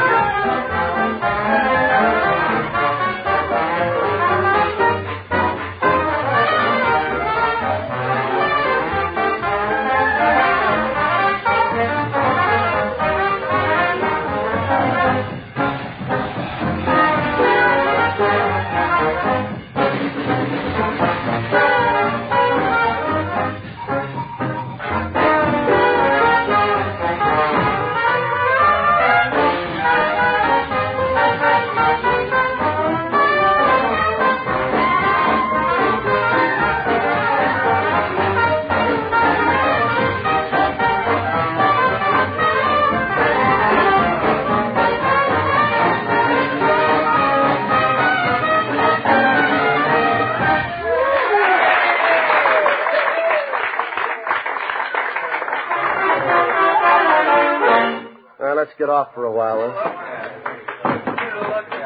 Who'd you say killed Dutch Courtney? Gus Trudeau. What, prayer? Trudeau's in jail. No, not since this morning. Which one of you is Kelly? I am. A friend of yours in town wants to see you right away. Who is it? He's waiting up at your room. Did he give a name? Just Gus.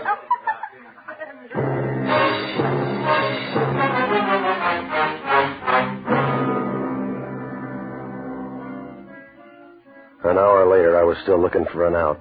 The muscle man on the side door went to the bar a little after 2 a.m. Our bass man, Red, loaned me his keys, and I slipped out. I got on to 12th Street, picked up his Erskine coupe, and headed up for my room.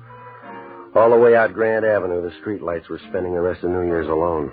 Some guys with wide brooms were pushing at the confetti, and the fog was loafing down in Washington Square. When I got to my place, I parked the car in back and headed up the stairs. The college kids down at the end of the hall had their door open. The party sounded young.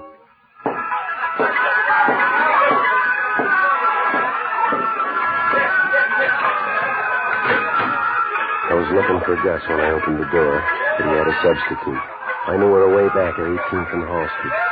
She was pretty and the fastest freight in town. That must have been a long time ago, because somewhere along the line she'd run into a batch of Wednesday weekends and she wasn't pretty anymore. Hello, Pete. Where's your brother? I don't know where Gus is. That's why I'm here. I knew you'd be the first one he'd come to. Yeah. Now what about the break? I was up to see him 2 weeks ago. He didn't say anything about it. Pete, we gotta help him. I've been hearing that since I met him. You're the only one who remembers, Pete. You're the only one who cares. No, a lot of people care now. Eddie Newman wants him. The cops are looking hard. I gotta find him before they do. You gotta help Pete. He was supposed to meet me. That's all I know. I'll wait for him. He needs a hand, Pete. He's in deep. Yeah, well, he's always in deep. Now, you do what you want, Madge. I ran front for Gus too long. I'm out of the habit now. Please. Gus wants cover. He can look for a police station. Gus can get away. Some money and a car, that's all he needs. It's going to take more than that to get out. Every cop in town's working tonight. Give him a chance, Pete. Help him. No, thanks. Gus has been good to you, Pete. He taught you music. He's been nothing but good to you. I'm paid up. I bought his gin for him for 5 years. Well, then do it for me. For what I used to be worth. Now, Madge, it's old. That was 80 years ago. I can't help Gus. Do it for me. I haven't changed that much. I have. You're still the same. You've been working at it. You remember. Yeah. Oh, it's the same, Petey. It's just like the first time. You never had a first time. How about a drink? Will you help me, Pete? Find Gus. Get him out of town. $10. It's as far as I go. $10.25. Now I'm getting off. Where are you going? Back to work. Tell Gus to take care of himself. Hold it right there, Pete. You stayed too long in Chicago, Madge. I bought the gun in Kansas City. Don't go for the door. You better give it to Gus. He may need it. We're going to find him. You're going to help me. All right, come on. Give me the gun, Madge. If I shoot, it'll hurt. Put it away, Madge. Come on, drop it.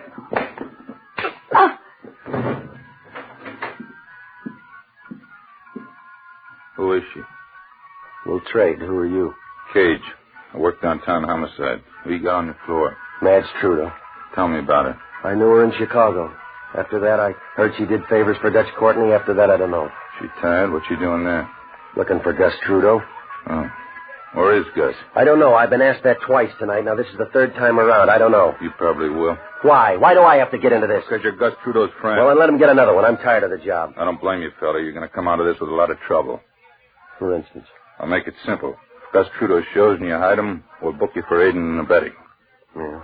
If he shows and you turn him over to Newman, we'll send you up as accessory to murder. Yeah. If he shows you turn him over to us, Newman will probably kill you. Well, that's good. In the meantime, what do you guys do for a living? We're busy. We couldn't prove Newman killed you. It's after 2. Get back to that club. And leave you here? I got work to do. Like what? This woman. See if I can get anything out of her. Yeah, it's been done before, but I'll bet 10-1 in your case. Go on back. I'll tidy up here. All right, good night, cop. Leave the rugs.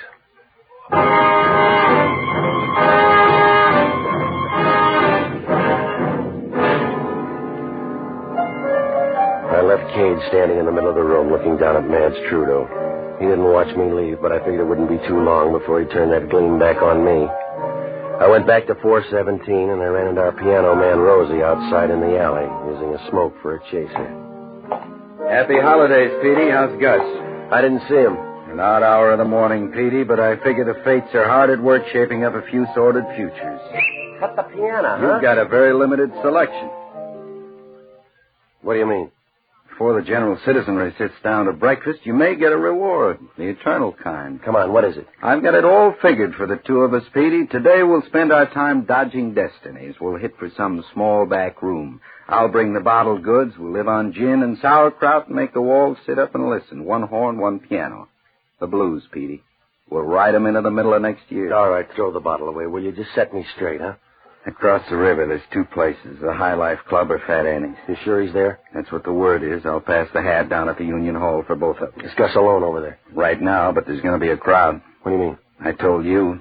Yeah. When Eddie Newman gets back, I got to tell him.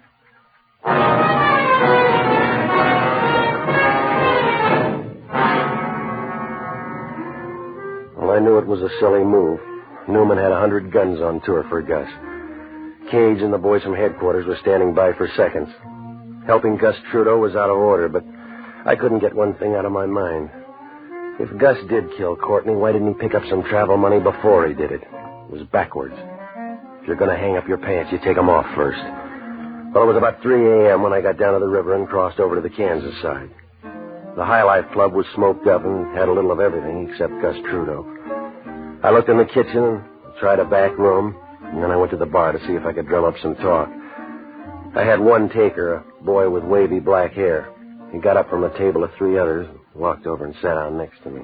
Well, how are you? Come in here often? Well, this is the first time. Welcome. I'll buy you a drink? Well, I'm all set. You try one yourself. I think drinking's all right, but I hate people that drink too much. Don't you? You work here? Well, not regular. Sometimes I dance when the other act doesn't show up. You here alone or you waiting for something? I'm waiting. For a guy named Gus Trudeau. You want his phone? I'm it. Where is he? We left a while ago. I'm not sure where he went. Well, you get sure. It's important. You mentioned someone named Bessie. All right, hold it. What do you hear, Kelly? Get away, Newman. Try another stool. This'll do. Well, if he asked you to leave, I think you should leave. Oh, well, a choir boy, that's nice. Leave him alone. Who is he? I never saw him before. What does he know about Trudeau? Nothing. Now, don't kid me. You're not here to spend the time of day. You're here for Trudeau.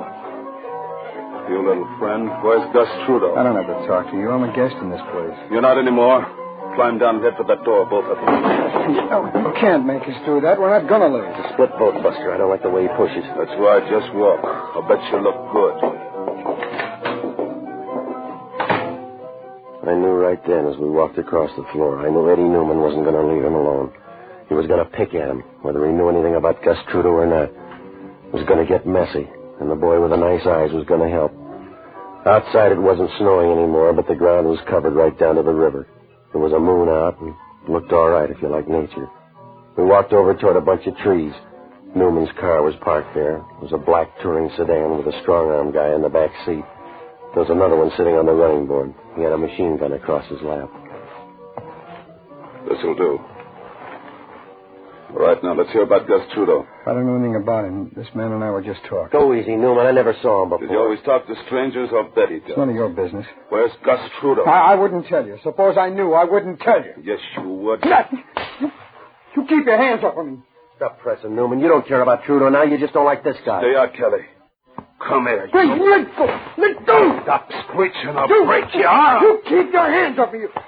You pig, you dirty pig! You're in trouble, fella. Shut up. Well, he is a pig.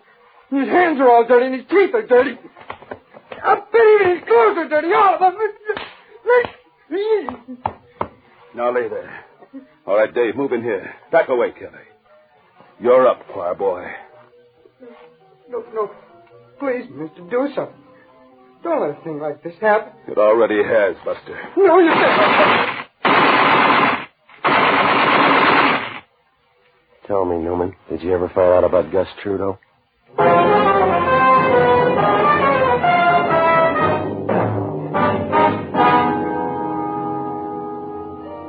Newman didn't answer. He climbed into the car and they drove off.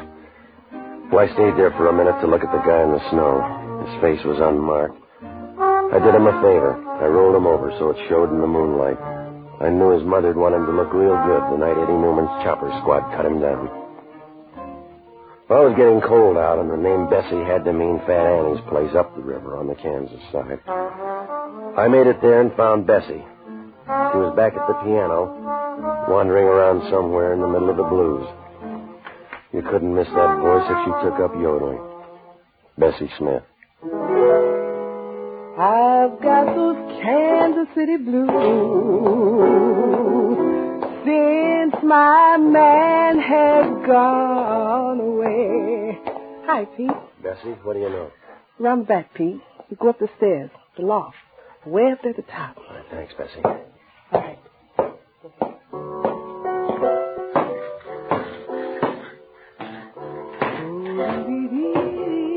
I felt my way out and around back and up a couple of flights of stairs that didn't creak in time with the music. There was a door at the top, and I pushed it open. He was hunched back on a pile of hay in the corner. He sat up and blinked a couple of times. There wasn't much left, just the frame. And rattling around inside, a lot of tired echoes that wouldn't lay down and die. There was an empty gin bottle on the floor. Petey, I knew you'd get here. Yeah, well, they didn't make it easy. You're looking good, Petey. Everything's 6-2 and even, huh? You forget easy, Gus. You're in a jam. You broke jail. Yeah, I told him all about you up there, Petey. I told him there's another Gus Trudeau blowing down to Kansas City. I'm proud of you, Pete. Yeah, sure, Gus. You're just like me, Pete. I told him all about you. You're the only good thing I ever done. I knew you'd come through. A car and some money, Pete, it'll do everything. It'll make it all new. Is it too much to ask? You tell me, Pete. They want you for Dutch Courtney. You know better, Pete. I didn't kill Dutch. You had a reason. Did I? Forget. He hung a frame on you, Gus. 5 years worth, remember? I didn't kill Dutch. Get me a drink, huh, boy? No, not tonight. Don't preach at me. Just something to help me over. Oh, yeah. Now, come out of the fog, Gus. You're going to get a drink or a train ticket from me. You take your pick, because it's the last time around. Just listen to that. Bessie's still going strong, ain't she? Yeah, and so are the cops. I got one idea for you, Gus. Get moving. You remember Chicago, Petey? You and Madge. Chicago always liked me. You checked out, Gus. Biderbeck's got your chair. They'll remember me and you, Petey. I found you when you were nothing. What are you going to do? Where are you going? I got it all set up. It's big and brand new. A place in Mexico. Yeah? The guy who bunked in my cell with me, his mother runs a place down there. It's just like it used to be. Yeah, well, you won't get there on a gin bottle. I got it set up, boy. Car and some money. It's not much to ask. You haven't got a drink, have you? You can drink in Mexico. Where you dreaming up the car and the dough? It's fixed, boy. You just see this guy and tell him I'm ready. Abe Gaffney. He's got a place on Pershing Road. You know it? Yeah, I know it. Abe's doing all this? Just tell him I'm ready. All right. How's Madge, Pete? Well, she's all right. Come and see me, huh, Pete? It's hot in Mexico. It gets hot here. What's the matter, Pete? You ain't sore, are you? No, I ain't sore. I'm just tired. I'll tell Gaffney that I'm checking out. Goodbye, Gus. You're not getting too big for your old friends, are you, boy? Friends are like everything else, Gus.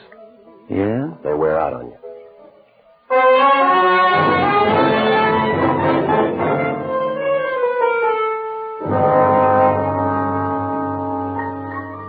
Well, it wasn't any different than a dozen times before. I knew there wasn't very much left, but I wasn't looking for a second-rate ghost with an empty gin bottle. I crossed the river back to the Missouri side and headed down Main Street and then swung over toward Abe Gaffney's place on Pershing Road. It was pushing close to 5:30 a.m. The sun wasn't up yet, and the night was too tired to care. I pulled up in front of the Murad sign in front of Gaffney's. Inside, a counterman with pimples and coffee was leaning on last night's paper. A beaded curtain shut off the hallway that led back to Gaffney's room. You want some? Yeah, Gaffney. Not here. Where do I find him? No, I don't. I was supposed to meet him here. Is so? Look, this is Gaffney's place. Where is he? I told you.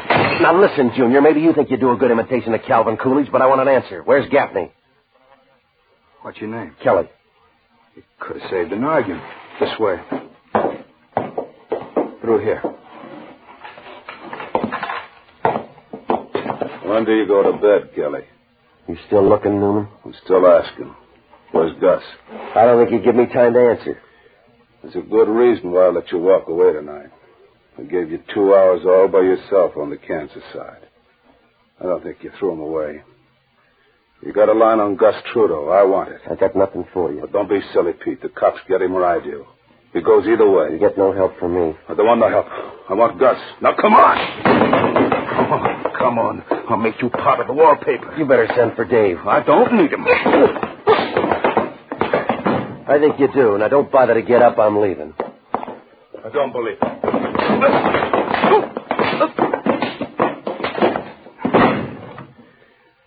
Wasn't your turn, Kelly.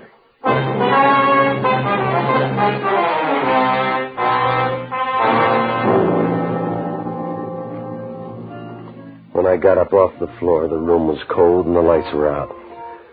Newman was gone, but I knew he was still in business. I knew if he didn't find Gus Trudeau this trip, he'd come back for me. I got into Red's car and followed the radiator cap back to 417. I found Rosie back at the stand having breakfast. Did you bring an egg, Petey? I hate to drink on an empty stomach. Newman been back here? I haven't noticed. You look abused. Yeah. Anybody say anything? You were missed. You heard the news. What's that? They found the guy who got Dutch Courtney, a fellow by the name of Doyle, East St. Louis. Cops got the goods on him, gun, fingerprints, the works. Yeah. Well, it's been a long night. What was his beef with Dutch? Doyle owned East St. Louis. Dutch wouldn't believe it. Leave it to Gus. If there's a hole, he'll fall in it. Makes it easier on him now, doesn't it? Newman will call his boys off now? Well, somebody better tell him in a hurry. Did you see Gus? Yeah, I saw him. He's trying to get out of town. Pete Kelly? Yeah, that's right. Abe Gaffney, Pete. And you're a hard man to find. Newman came in the front door. I went out the back. This won't take long. Car keys, money for Gus. No, you got the wrong guy, Abe. I quit an hour ago. Fight it out with yourself. The car's out in the alley. It's in great jam. And tell Gus it needs gas. Hey, wait a minute. You can take this stuff to Gus. You know where he is. No, thanks. You take care of Gus. He's an old friend. What's the matter with you? I hardly knew him.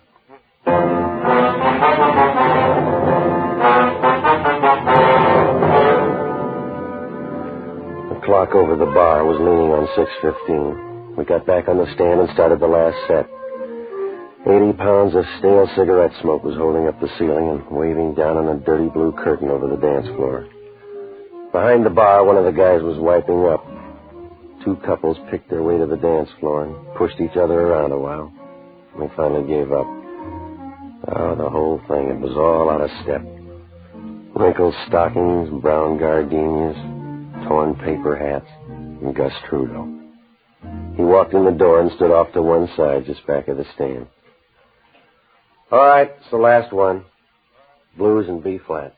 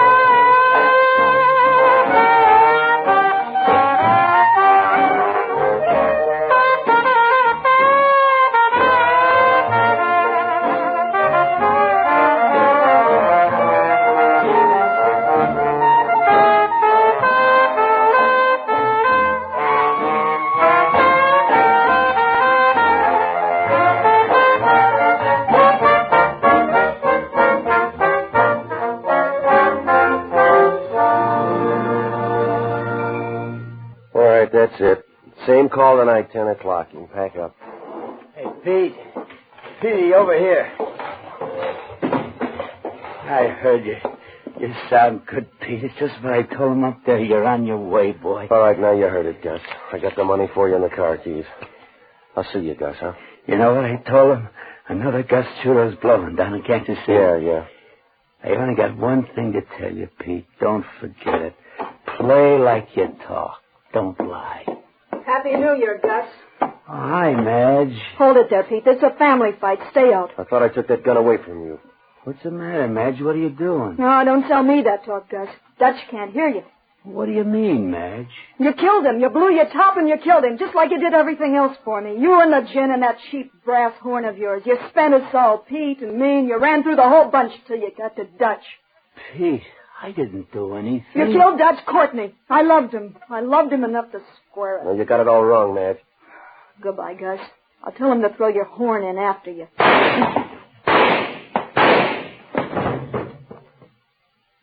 Want to read the paper, Madge? You killed the wrong brother. Stay away, Peter. It's in the paper, Madge. Guy by the name of Doyle. He killed Dutch. They're not sure, are they? Yeah, they're sure. What'll I do? I got 2 things for you, Madge. And the car keys. And you see what you can do with 10 minutes start.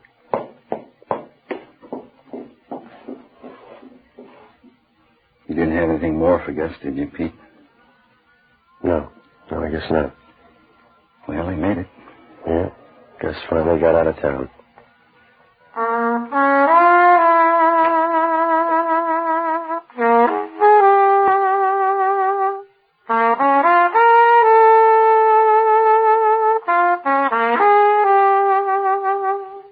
Pete Kelly's Blues. Starring Jack Webb, with story by Jim Mosier, music by Dick Cathcart. Scoring by Matty Matlock. Pete Kelly's Blues is based on characters created by Richard L. Breen.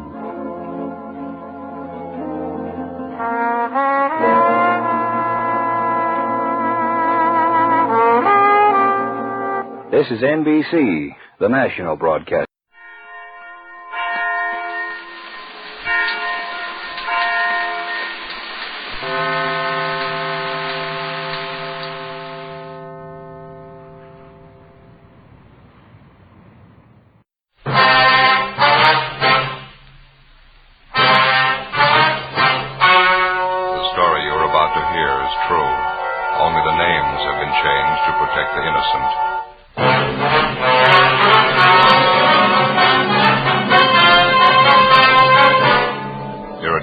Sergeant, you're assigned to homicide detail. It's New Year's Eve in your city and you're on special duty. Thousands of people crowd downtown streets. One of them is a killer. Your job, find them.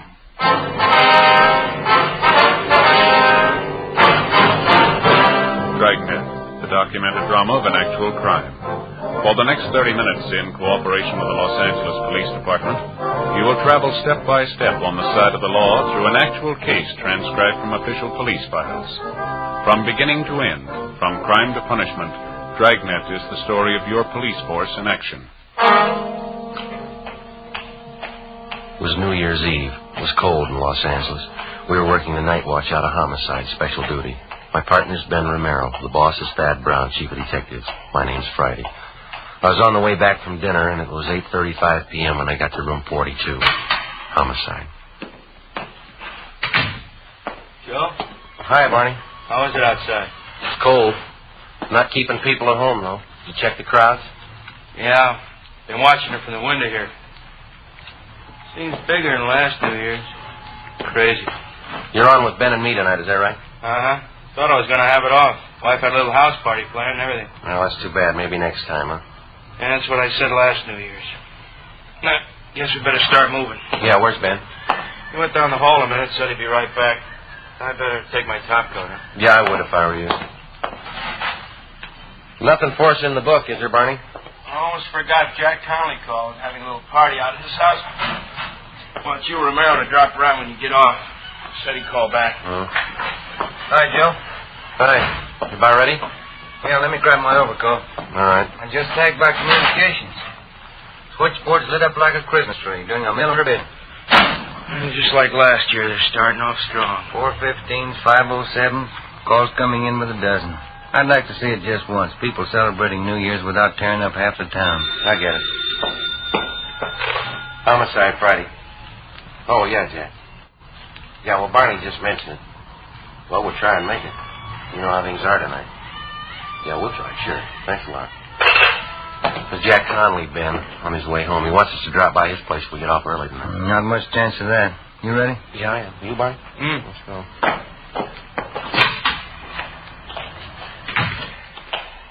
I guess you can't tell. You might get a break. The crowds are starting in pretty early. Good chance they'll break and go home right after midnight. That should get us off early. And that was the idea last year, wasn't it, Ben? Yeah. What time did you get off? 6 a.m. Together with Sergeant Barney Luchak, Ben and I left the city hall and started to cruise to the southern end of the central area. As any police officer can tell you, New Year's Eve for him is one of the hardest working nights in the year. This one was no different for us. Within an hour, we'd had more than a half a dozen calls to check out. Street fights, drunken driving, disturbing the peace. The usual complaints that you'd expect to get when a community of 3 million celebrates New Year's Eve. 9:43 p.m. We were cruising in the area of Alameda and Macy Street. Unit 72R at Wilshire in Geneva at 311 KMA 367. Roger, 72R. Unit 112 at 83 Naylor Avenue. See the man, keep the peace. KMA 367. No stopping him, huh? It's a big night. Smoke, Joe? No, thanks. Attention all units in the vicinity at East Main and Darwin. An officer needs help. That looks like we got one, huh? Yeah. All units in the vicinity at East Main and Darwin. An officer needs help. KMA 367. I guess we better handle it, huh? All right. The next one to the left, Ben. We can go out Darwin. Yeah. I better call in. 80K to Control 1. 80K to Control 1. What's the matter? Well, I guess they're busy. 80K to Control 1. 80K to Control 1. Stand by, 80K. Attention, all units. All units in the vicinity. The call to East Main and Darwin is now a shooting. I guess you better push it, Ben. Yep. Cut it down to the floor. All units in the vicinity. The call to East Main and Darwin is now a shooting. The call is now code 3, KMA 367. That's it coming up, Ben. East Main. Yeah. There's a crowd there on the corner. I guess you better pull up here, huh? All right. Come on.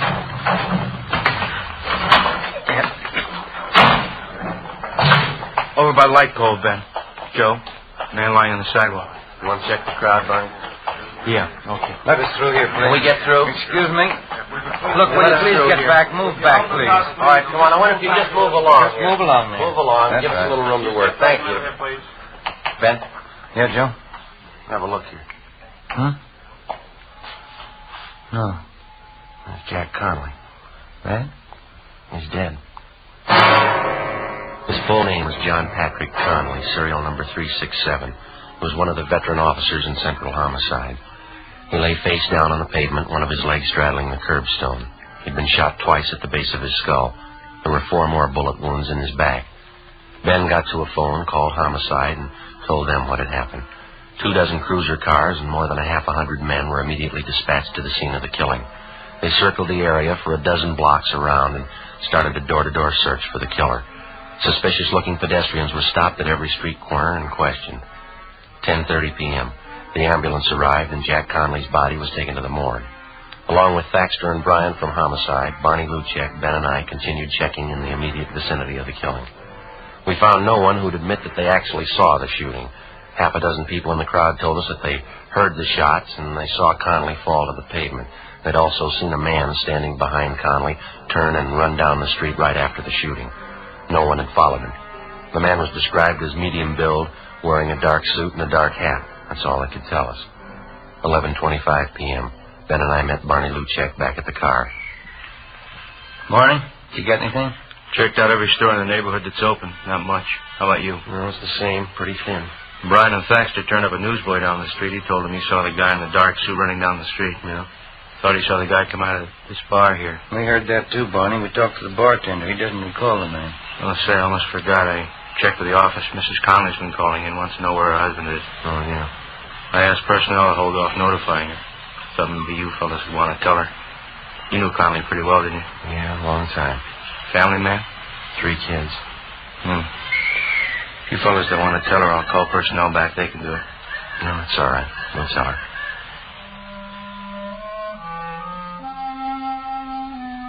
11:40 p.m. Ben and I got in the car and headed out for the home of the slain officer, Jack Connolly. The house was on Ralston Avenue, just a few blocks from where Ben lived.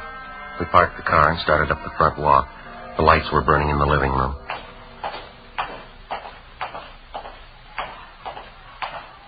Lousy job. What? I said it's a lousy job. Yeah.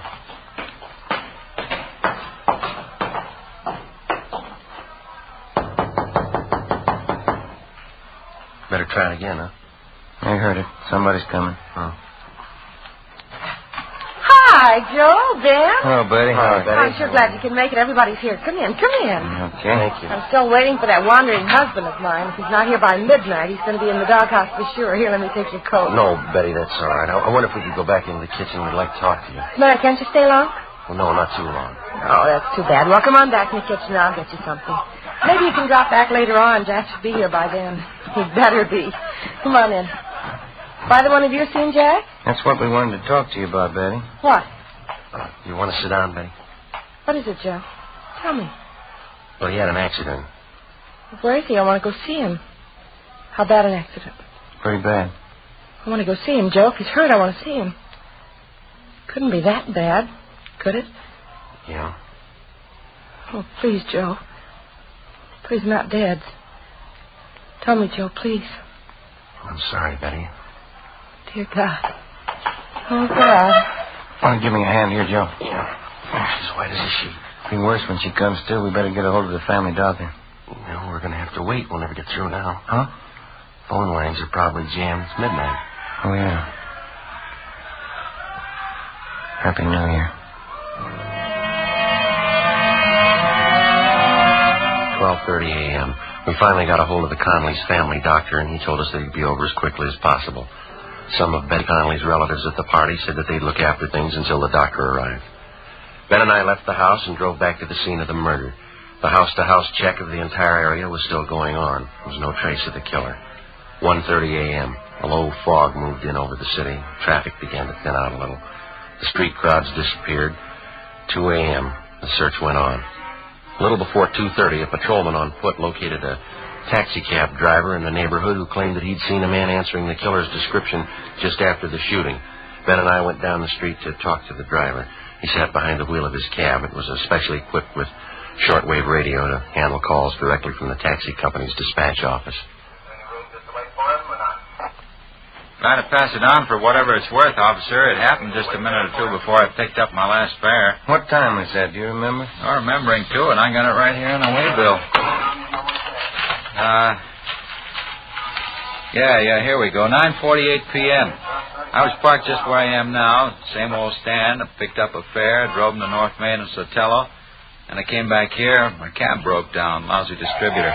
I've been waiting for the repair truck ever since. Well, just what was it that happened before you picked up that fare here? That was at 9:48, is that right? Yeah, 9:48, yeah. Well, I was going to say, it was just a minute or two before that. I was parked right here. This guy comes running down the street through the crowd. He was really running, too. Yeah, go ahead. And he's almost past me when he stopped all of a sudden, turned around and looked at me. I thought he wanted a cab, so I opened the door for him. He just looked at me and said, "Never mind," or something like that, and then he took off down the street. Maybe he was just a little goofed up, I don't know. Can you remember what he looked like? Oh, about your build, I guess. Medium. He had a hat on, dark hat, dark suit. Did you get a look at his face? Yeah, he's about 28 or 30, dark complexion. Anything else you remember about it? No, not for sure. He looked like 100 other moochies down around this neighborhood. Just listen to those calls come in, huh? New Year's Eve, and I draw a lame cab. Well, there's nothing else that you remember about this man that you think might help us, huh? No, you got it all, Sergeant. Just acted a little queer, that's all. Goofed up, probably. Did you see which way he went when he took off? Right down the street. That way. Mm-hmm. Lost himself in the crowd. I couldn't be bothered. Mm-hmm. How about when he came running down the street towards you? Did you happen to notice where he was coming from? Matter of fact, yeah, that was just after I heard those gunshots. Of course, I didn't know there were gunshots then. Yeah. Looked to me like he came out of that joint up there, right near where the cop was shot. Which joint was that? The 228, that bar up there. Well, it wasn't much, but it was the only lead we had to go on. 7 persons in the vicinity at the time of the shooting had volunteered the information that the killer had been a recent customer at the 228 Club, the neighborhood tavern. The owner and bartender of the club, Ralph Stevens, had been questioned twice that night by different officers, and he twice denied that there was any possibility that the killer could have been a patron at his bar. Stevens' denial didn't make any more sense than the killing itself. We made arrangements to have the cab driver we interviewed come down to the city hall to check through our mug books for the suspect. By 10 a.m. the next morning, the body of the slain homicide officer, Jack Conley, had been posted. 4 bullets were taken from his back, 2 from the base of his skull. Russ Camp ran the slugs through ballistics, where they were identified as having been fired from a .38 caliber Colt Special revolver. 11 a.m. We drove back to the 228 Club, where we talked to some of the customers who'd been there the night before. 3 of them told us that they'd seen a man answering the general description of the killer in the bar shortly before the shooting. Ben and I went back to the stockroom at the rear of the bar and talked to the owner, Ralph Stevens. Look, how long does this thing have to go on anyway? I told you everything I knew last night. We know that, Stephen. Doesn't seem to jibe with what the rest of the witnesses saw, though. Hey, maybe you better take it up with them. I don't know anything about it. I got work to do, and you're in my way there. Excuse me. How come you're so sure that the man we want wasn't in your place last night? I'm not on trial here. You asked me what I know, and I told you.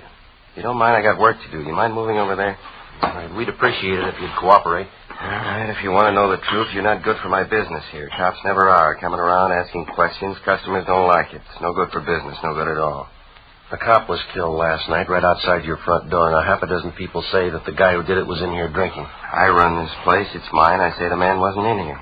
Still like to know how you're so sure. I'm getting a little tired of this. I don't have an office down at the City Hall to lounge around in. I got work to do. How about leaving, huh? You want to get your coat? We can talk to you downtown. Come on. Not before I call my lawyer. Go ahead and call him. Where's your coat? Why do we have to have trouble? I haven't got any beefs with you. No trouble, Stevens. We have to get to the bottom of it, that's all. I'd like to have you cooperate. Maybe the guy was in here last night. He came in a couple of times, that's all. I didn't want it to get out. Bad for business, those things. Can't afford it. Keeps customers away. Then the man was in here last night, is that right? I wasn't trying to cover it for him. I hardly know him. I just didn't want it to get out. I got a right to protect my business. Who is the man? Harry Talmadge. He's a hophead. If he did it, it probably wasn't his fault. How do you mean? He was hyped up last night, uses heroin. He probably didn't mean to shoot. Where do we find him? I wouldn't know if this is right. Old address. What is it? Fairview Hotel. Try there. 11:35 a.m., New Year's Day. We got in touch with Barney Luchek and Tom Bryan from Homicide, and they drove downtown to check at the Fairview Hotel for the suspect. Ben and I finished questioning the owner of the 228 Club, and we went back to the office. 11:58 a.m., Barney Luchek and Bryan got back. Barney, what have you got? Fairview Hotel in South Grand. Was that the one? Yeah. Did you find it okay? Yeah, I talked to the desk clerk. Talmadge registered there? Yeah, he was. Checked out 2 months ago. No leads.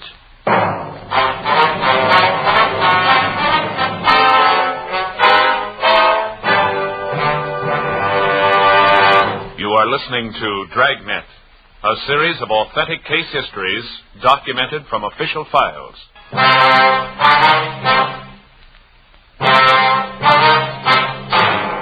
1 p.m. New Year's Day.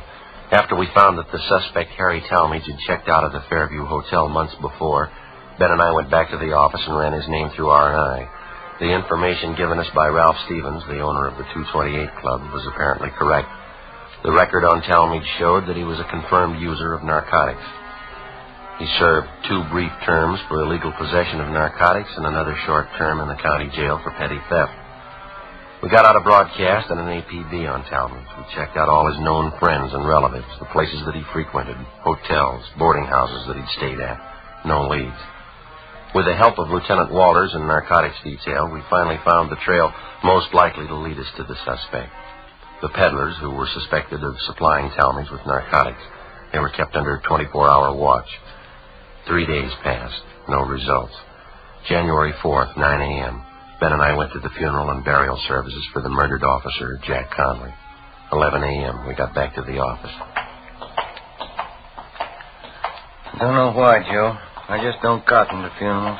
Not a cop's funeral, anyway. No, I don't blame you. His wife looked a lot better, didn't she? Yeah, she did bang up good, considering. Well, Joe? Hi, Barney. What do you say, Barney? Yeah, young fella you told me about. He phoned you, Ben. Oh, is that right? Did you give him the information? Yeah, he wanted to know all about taking the police department examination. Now, who's that? One of my neighbor boys, a nice kid. Wants to get on the force. I told him to apply at room 5, City Hall, any weekday. He can make his application then. That it? Fine, Barney, thanks. Well, they got the recruiting campaign going now? Yeah, all this month. Taking applications from all over the country. I'll get it. Homicide, Friday.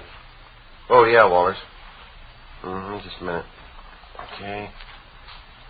A-L-D-S-O-N, Donaldson. Okay, fine. Thanks a lot. Lou Walters and narcotics might be something. What's that? Oh? Well, he got a line on one of the mules who used to push heroin to town. He's a guy by the name of Donaldson. He's been sounded out. He's ready to talk to us. This Donaldson was close to Talmadge? Well, supposedly, yeah. You know where Talmadge is? Well, let's ask him. Ben and I left the office and drove to the address on South Alameda where Donaldson, a friend of the murder suspect, was supposed to be staying. Turned out to be a cheap hotel in the Skid Row district. It was next to one of the rescue missions down there. We finally located Donaldson across the street. He was standing on the sidewalk along with 4 or 5 other men. They were listening to a small Salvation Army band playing outside one of the beer joints. I hardly miss any of these sidewalk meetings, Sergeant. Like 'em. Band music. I even listen to the sermons. Do me a lot of good. I understand you're not pushing junk anymore, Donaldson. Is that right? And you want to call me Big, Sergeant? Name's really John, but everybody calls me Big. All right. No, I haven't been pushing junk. Not for months. All through with it. Well, when's the last time that you saw Harry Talmadge? A couple of weeks ago. I'm not much for Harry anymore. Like I say, I've been regular at these sidewalk meetings, hearing the sermons. Changes the way a fella does things, you know. Yeah. Man's got to turn good sometime during his life. Not getting any younger. 58. I figure it's time I start living by the word. Say, that's nice music, isn't it? Yeah. Do you have any idea where we might find Talmadge now? I might have a few ideas on it. I don't know. Say, I guess neither one of you fellas use snuff. No. Don't bother you, does it? No, go right ahead. That's all right. I know the last boarding house Harry stayed at, if that'll help any. Place on 12th Street. I can give you the address. Well, is he still there, do you know? I don't think he is, no. Matter of fact, I'm sure he's not. Wish Harry'd come around and see me. Like to get him interested in these sidewalk meetings. Listening to the sermons. Might help him. Did an awful lot for me. Yes, sir. When you say that you saw Talmadge about 2 weeks ago? Well, not quite 2 weeks ago. It was the day after Christmas. Came down to my hotel and wanted some money. I couldn't give him any. That's when he told me he was moving. Going to some rooming house up around the City Hall section up there. Did he mention any address? Not that I recollect, no. That sure is nice music, isn't it? Well, how about some of his other friends, Biggs? You think they might be able to help us? Well, Duke might help you. Harry and old Duke are still great friends. Duke sees him more than I do. Where do we find Duke? Well, you know the Penny Arcade down in South Main? Right down from the train depot there? Yeah. That's where Duke works. He's a janitor there. I've been trying to get Duke to come to the sidewalk meetings, too. He sure could stand it, old Duke. Well, thanks very much, Biggs. Not at all, Sergeant. Always glad to help out. Now, look at that now. All out of snuff. Say you couldn't see your way clear, could you? There you go, Biggs. That's sure Christian of you, Sergeant. I'll handle this just like a personal loan. That's all right, Biggs. Don't say anything about us talking to you, though, huh? Not to anyone. No, sir, I won't. You can trust me. Say, when you see Harry, give him a message, huh? Well, what's that? You tell him to come and see me. I want him to show up at these meetings, hear the sermons. It could change everything, Sergeant. Could give him a new life, new soul. Brand new soul for Harry. Think of that. Yeah, I could use one. 3 p.m. Tuesday, January 4th. We drove down to the Penny Arcade on South Main. Harry Talmadge's friend, Duke, wasn't there. The manager of the place gave us his home address, and we checked it out.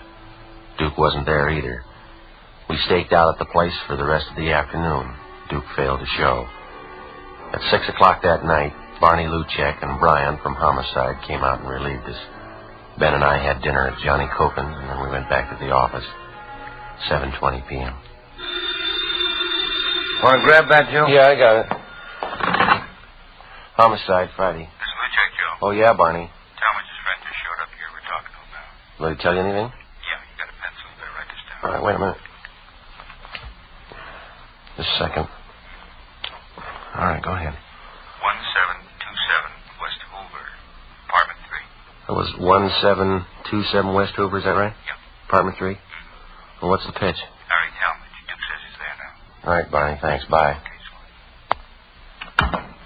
Luchek? Yeah. What's he got? Harry Talmadge. Supposed to be at this address. Ben and I got in the car and drove out to the West Hoover Street address where we met Luchek and Brian. 1727 was a small two-story apartment house, Spanish stucco in style. Apartment 3 was at the rear of the first floor. All right, Luchek, you want to pick up Brian and you cover the back. Huh? Right, Joe. Come on, Ben. Let's go. Huh?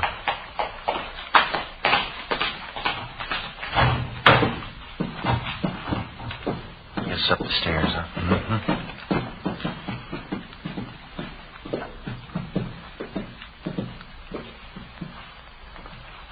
Number 3. Okay. I'll cover you.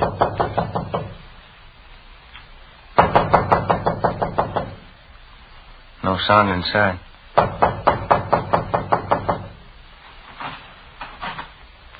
Door's open. Well, let's have a look.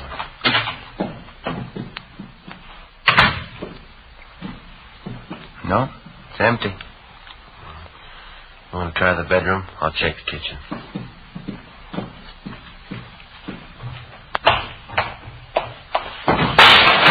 Yo, in here! Wait! All right, Tommy. What's that? Got a gun, Joe. Grab it. All right, you like a cop. Right, come on, drop it. Drop it! My arm. I got it, Joe. All right, come on your feet. All right, get him in back again. All right. Come on, hold still. 38 revolver, Joe. Colt special. All right, how about it, Talmadge? It's mine. What of it? Where's your coat? I don't know. Why'd you kill him?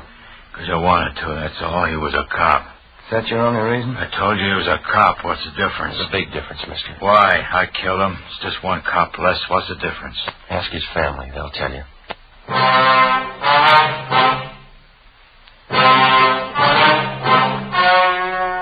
story you have just heard was true. Only the names were changed to protect the innocent. On March 26th, trial was held in Superior Court, Department 86, City and County of Los Angeles, State of California. In a moment, the results of that trial.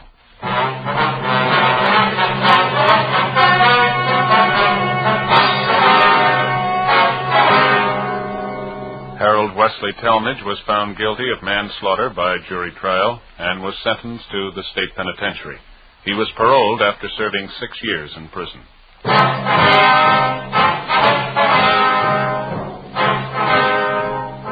You have just heard Dragnet, a series of authentic cases from official files. Technical advice comes from the Office of Chief of Police W.H. Parker, Los Angeles Police Department. Fatima Cigarettes, best of all long cigarettes, has brought you Dragnet, portions transcribed from Los Angeles. Stay tuned for Counter Spy, more good mystery on NBC.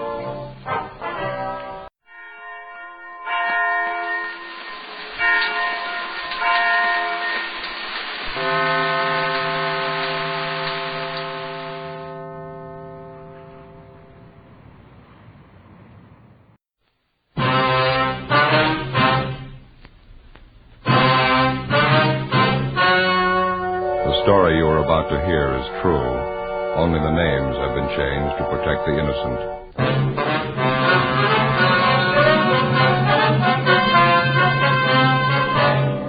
You're a detective sergeant. You're assigned a robbery detail. A man is pulled from his car on a deserted street. He's robbed, beaten viciously. His car is stolen. A criminal makes good his escape. Your job, find him.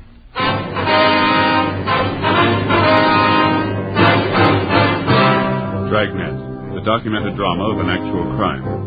For the next 30 minutes, in cooperation with the Los Angeles Police Department, you will travel step by step on the side of the law through an actual case transcribed from official police files.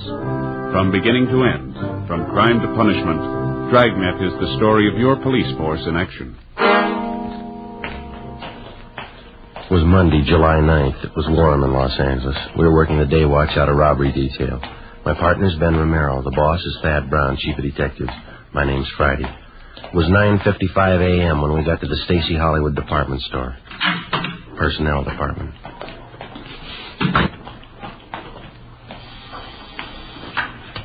Stacy Hollywood. That would be the yardage department. Yes, ma'am. I'll connect you. Yes, sir. Can I help you? Police officer. Yes, sir. I'd like to speak to one of your employees, Harvey Kimbrough. Just a moment. I'll page him for you. You got a match? Yeah. I hear you. Thank you. When I was a kid, I never could figure out what that was. What's that? The auto call system to call employees to the phone. Rings all over the store, you know. Yeah, I know. Office? Yes, Mr. Kimbrough, there are 2 policemen waiting to see you on the 10th floor. All right. That was Mr. Kimbrough. He's on his way up. Thank you very much. Did I give you the crime report on this thing? No, I think you kept it, didn't you? Let's see. Stacy Hall? Oh, yeah. Yeah, here it is. Oh, say. Oh, wasn't he? What do you got there? They call them Pepto Pals. They're good. Try one. And what are they for? They coat the stomach. For stomach aches, you know, they're good. Well, I haven't got a stomachache. Oh. These gentlemen here, Stella? Yes, that's right. You Harvey Kimbrough? Yes, sir, that's right. I sure appreciate you people coming over here. I don't like to take time off from work. It makes it tough on my partners, Clive and Warren. Yes, sir, we understand. Janitor work in a big store like this keeps you hopping. Beautiful on. You haven't got any idea who the hold-up men are yet, have you? No, sir, we haven't. We'd like to get a little more information on what happened. Did you talk to the 2 officers in the police car? Well, yes, we did, but it's customary for us to make a follow-up for any additional information. You fellas are plain clothesmen, is it? Yeah, we're from Central Robbery. Oh, I see. Well, I never knew I'd get this much service. Yes, sir. Wonder if we might step outside the office here. I don't imagine you want to discuss your personal business here in the office. That's very considerate of you. Thank you. Fine. Go ahead. I wonder if you'd mind going over it again for us, Mr. Kimbrough. Maybe something you didn't think of when the other officers talked to you. I believe I told them everything. I was on my way into work this morning about 5 a.m. You live out in Alhambra? Yes, sir, that's right. I take the freeway in. It was on Commercial Street that you were held up? That's right, Commercial, right near Alameda, almost to the corner. Where they're tearing those buildings down. Man flagged me down. Looked like his car was stalled. Yes, sir.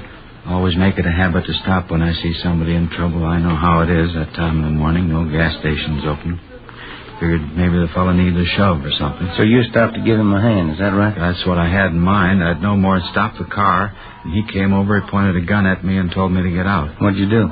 Well, I asked the fellow, what did he want? I told him I didn't have any money. Told him I was on my way into work. What did he say to that? Didn't say anything. He just opened the car door, grabbed me by the arm, and pulled me out. I wasn't prepared for it, and I kind of fell out onto the street. Yeah. I still didn't know what he was after. Thought at first he might have been crazy. He was going to kill me. Well, why'd you think he was going to kill you? Did he threaten you? No, with the gun and all, and the way he pulled me out of the car, I just couldn't make it out. I see. Would you go on, please? Well, he took my wallet from me, all the money I had, $14. And then he said, don't bother to get up and stay right there for 5 minutes after I leave. And then he bent down and he hit me in the face. What did he hit you with? With his fist. Hit me right here in the mouth. You can see the cut right inside my lip here. Yeah. See, it bled pretty heavy. Yeah, it's a nasty cut. Oh, it's better now. The men who came in the ambulance, they put something on it. It'll be all right. Well, did he knock you out when he hit you? No, I saw him get into my car, and then the car parked up ahead took off, and this man who held me up, he followed my car. Mm-hmm. Well, do you have anything more on the description of the hold-up man or his car? No, I think I told the other officers everything I could remember. Would you recognize the man if you saw him again, Mr. Kimbrough? Yes, sir, I think I would. Well, your car is a blue 1948 Dodge sedan, right rear fender damage. Is that correct? Yes, sir. Any other identifying marks at all? No, sir, that's about the size of it. And the other car looked to you like a late model Chevrolet, is that right? 49 or 50 anyway, two-tone green. Yes, sir, that's what we have. Did you see the license number on that? No, sir, I didn't. This witness who's listed here, Mr. Sidney Ferguson? That was the fellow that stopped and picked me up, brought me into work.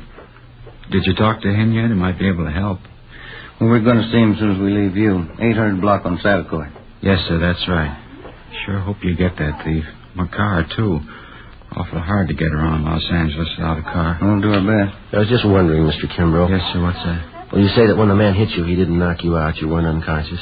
No, sir, I was not. Well, did you try to locate a phone, call for help? I didn't have to. This Mr. Ferguson pulled up and stopped right away, and then the officers came. Besides, I figured I'd better do what I was told. How's that? I was afraid. I was going to wait 5 minutes. Ben and I left the department store, picked up our car in the parking lot next door, and drove out to the San Fernando Valley, the 800 block on Satakoy Avenue. Citizen's home was the one or also. Round back! Through the gate there, down the driveway. Oh, this way, I guess, huh? Yeah.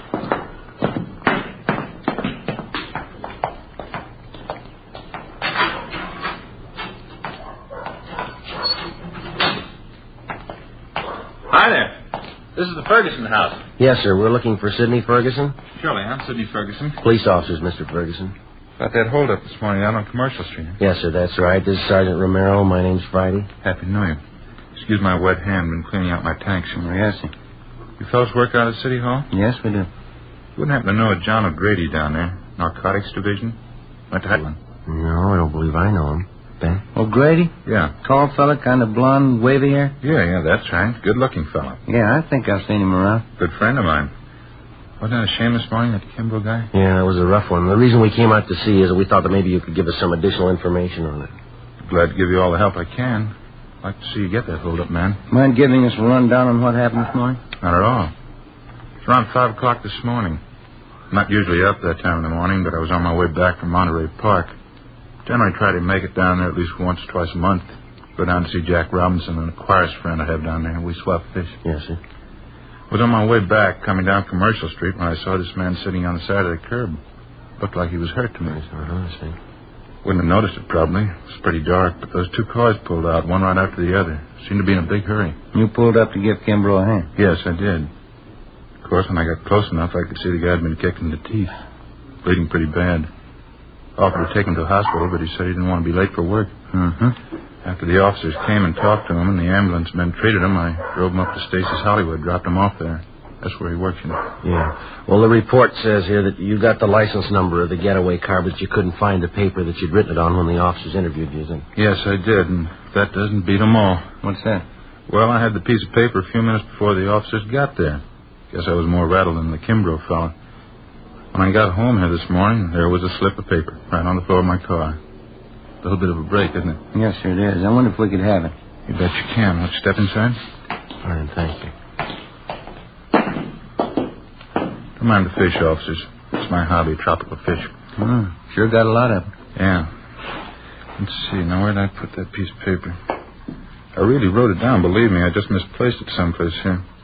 I'm trying to get rid of some of the algae off the glass of the tanks. Joe, look at these. You ever seen anything prettier in your life? Yeah. Those are what they call clownfish, saltwater fish. Mm-hmm. Do you keep all tropical fish in saltwater? Oh, no. Most of them are freshwater. That is, ones that breed good in captivity. Where do you get all these fish? Catch them? Oh, no. A place called Aquarium Stock Company out on Beverly. Uh-huh. Look there, Joe. Down the corner. See him over there? Yeah. That's a seahorse, Joe. Yeah, that's right. They're also kept in saltwater. Sure is interesting, huh, Joe? Yeah. How'd you fellas really like to see something you haven't seen before? What's that? Look in this tank here. Optochromis multicolor. That's a scientific name, commonly known as the Egyptian mouth breeder. Is that a fact? It's a little female there. She's one of the most sacrificing mothers in aquarium history. One of the strangest, too. How's that? Well, she lays her eggs in a small depression in the sand down there at the bottom of the tank. Well, how many eggs would that be? Usually 80 to 90. Now, here's the strange part. As the eggs are fertilized, she scoops them up in her mouth. She eats them? Oh, no. They remain in her mouth while they hatch. Well, how long does that take? Over 14 days. Well, how does she eat? That's just it. She doesn't. She doesn't touch food in any form for this 2-week period. Seems to just waste away. And what happens then? Finally, the eggs hatch after 14 days, and the little fry comes swimming out of the mother's mouth. Yeah. And while the fry are growing up, first, you know, you can hardly see them. They're so tiny. While they're growing up, if anything frightens them, quick as a flash, they're back in the mother's mouth. Well, that's certainly amazing. Joe? Yeah. Optochromis multicolor, commonly known as the Egyptian mouth breeder. Is that as big as they ever get? Yes, sir. 1 inch to 1.5 inches. It's hard to believe. The bedders are almost as strange. The male builds a bubble nest on the surface of the water. That's these in this tank. Oh, here's that paper. The one I wrote the license number on. Oh, that's fine. I wonder if I could see that, please. Here you are. Thank you. You pretty sure of this number, Mr. Ferguson? Yes, I am. I got a good look at it. Well, thank you much, sir. Yeah, thank you. Not at all. Wish you could come over and spend a little time. You seem kind of interested in tropical fish. Yeah, well, maybe I'll do that sometime. Bye. Bye, sir. Thanks very much. That's a good break if this license number checks out, huh? Yeah. That Ferguson's a nice fellow. Yeah. Say, Sergeant Romero. Yes, sir? You almost forgot. I meant to ask you. What's that? About 5 weeks from now. Yeah? How'd you like a nice pair of baby Egyptian mouth breathers?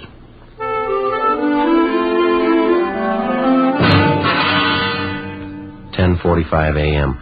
Ben and I got in the car and headed back toward town. I called communications and had them check the license number Ferguson gave us through DMV. They called back and told us that the car was a 1949 Chevrolet four-door sedan. The registered owner was a Jack B. Grant, 19112 Beacon Street. It was in the southwest part of Los Angeles. It was a large, old-fashioned residence that had been converted into a rooming house. We checked with the landlady, a Mrs. Ida Fisher. He's been with me here about 8 months. What time did you say Grant left this morning, Miss Fisher? Well, it was pretty early. Must have been around 4 a.m. when I heard him go out. He came back in again about 8 o'clock this morning. Parked his car, and then he drove off with some other man. Would you happen to know the other man? No, I wouldn't. I just saw him drive off. Where does Grant park his car, ma'am? Around back in the garage. Wonder if you'd mind if we take a look? I know, that's all right. You just go right around the back there down the drive. Thank you very much, ma'am. Now, there's 2 cars parked in there. The black Ford belongs to Mr. Spencer. Yes, ma'am, thank you. And the 19 and 49 Chevrolet, that's Mr. Grant's. We checked the car and the license number. It matched the description given us by the victim, Harvey Kimbrough, and the witness, Sidney Ferguson. Together with Mrs. Fisher, we checked Jack Grant's room. We found nothing of importance. His clothing and personal effects were all there, nothing to indicate that he wouldn't be back. We told the lady that we were placing the house under surveillance, and if Grant should return, not to say that we'd been there. She agreed and offered further assistance. She said she'd signal us by raising and lowering her front window curtain when Grant returned. We parked down the street, called the office, and advised them we were on stakeout. 2 men were sent out, and they covered the back entrance. Ben and I covered the front. By 6 o'clock that night, Grant had failed to show. 9 p.m., still nothing. 11 p.m.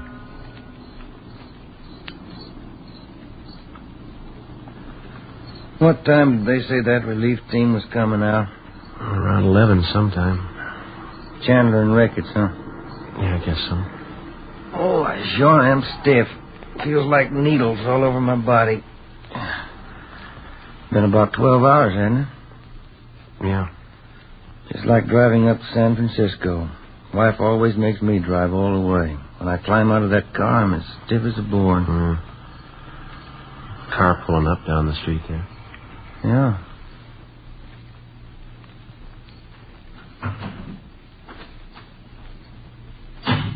Mm-hmm. That's Ricketts.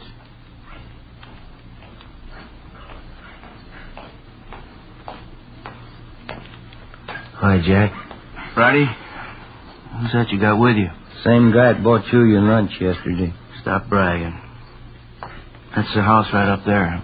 Yeah, that's right, the green and white one there. No sign of them at all, huh? No, nothing. Well, you guys want to take off? Yeah, I guess you can make out, Ricketts. You got Chandler with you. I feel sorry for you, Friday, drawing this guy for a partner. Well, after 7 years, he kind of grows on you. I'd like to check out the landlady before we take off. Her name's Ida Fisher, Jack. Right, Joe. Let's go, Jim. Yeah. See you later, Jack. Say hello to Chandler. Right, Ben. That Ricketts. Sure is a rib staker. Yeah. Front room lights are still on. Guess she's sweating it out with it. Uh-huh. Yes? Who's it? Police officers, Miss Fisher. Who? Sergeant Friday. Oh, yes. Sorry to bother you again, ma'am. Oh, that's all right. I just couldn't see who it was, and the porch lights burned out. Yes, ma'am. Mr. Grant? I want to light up his room. I don't see why he hasn't come in. Look out, Mom! Mr. Grant, moving! Mr. Grant! Ricketts, it's Grant! I'm back! All right? Done. He made me hide him. Lady, will you call an ambulance? Hurry. Joe. He's not dead, is he? Lady, get the ambulance, please.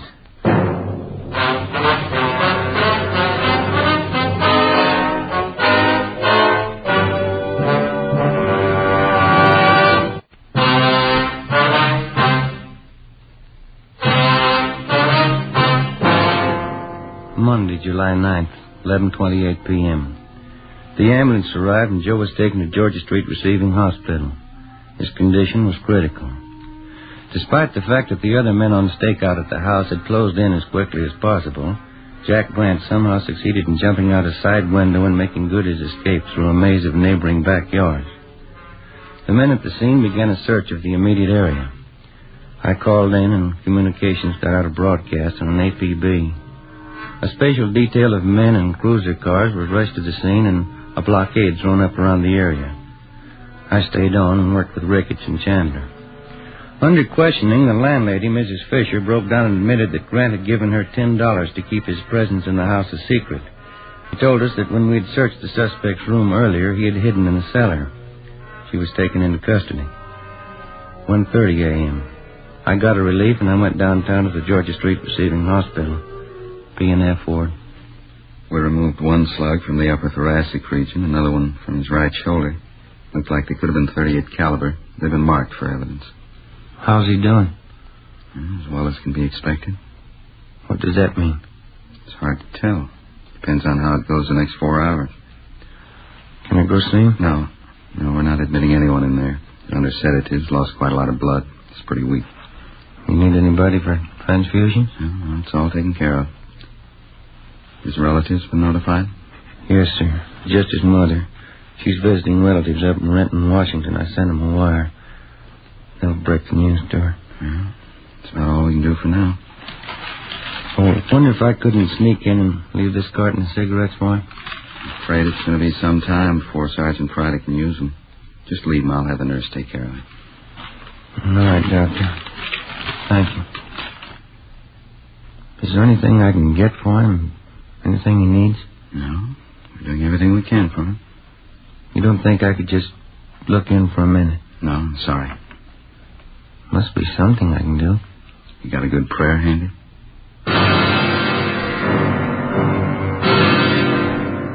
2 a.m.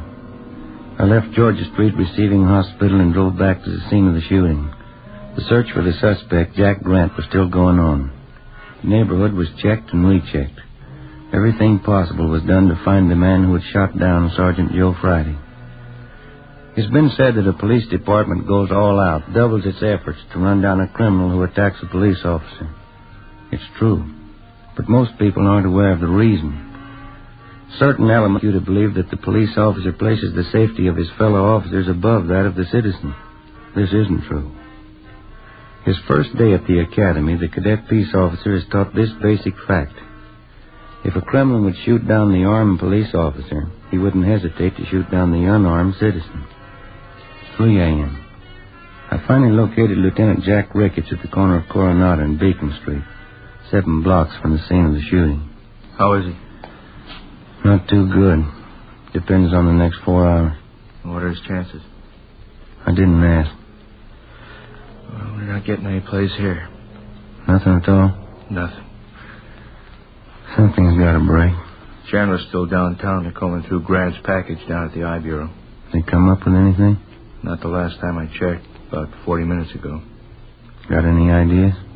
Fresh out. You? Couldn't have gotten far. Not this soon he couldn't. Bus depots, train terminals, and airports are all covered. Highway patrol's been alerted. Nothing so far. He's someplace close. He's got to be. I think he's holed up in town, too, but where? Yeah? He's in a jam. He's had good publicity. A lot of his friends are going to hide to welcome that. Maybe that narrows it down a little. Maybe. Let's find him. 3:30 a.m. Jack Ricketts and I got back to the city hall. We went directly to the I Bureau. Chandler and Powers had sifted through Jack Grant's package. They'd drawn up a list of all Grant's known friends and associates. There were 22 names on the list. 3 of them were in San Quentin Penitentiary. 2 of them were doing time at the county work for him. That left 17 names on the list. Further checking showed that 5 of them had out-of-state addresses. 12 names. The list was split down the middle. Ricketts and I took 6 names, Chandler and Powers 6. Of the 12, with the exception of 1, all names had appeared in police blotter in the past 8 years. Raymond Weller, Peter Denton, Horace Phillips, Henry Breen. Ricketts and I checked them. Some were in bed, some hadn't been to bed. We were reasonably sure none of them knew the whereabouts of the suspect. I called Georgia Street to find out about Joe. They told me no change in his condition. 4:55 a.m.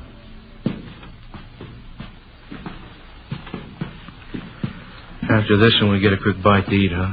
You don't look so good. I'm not hungry. What's this one's name? Anthony Baxter, room 23. This is it.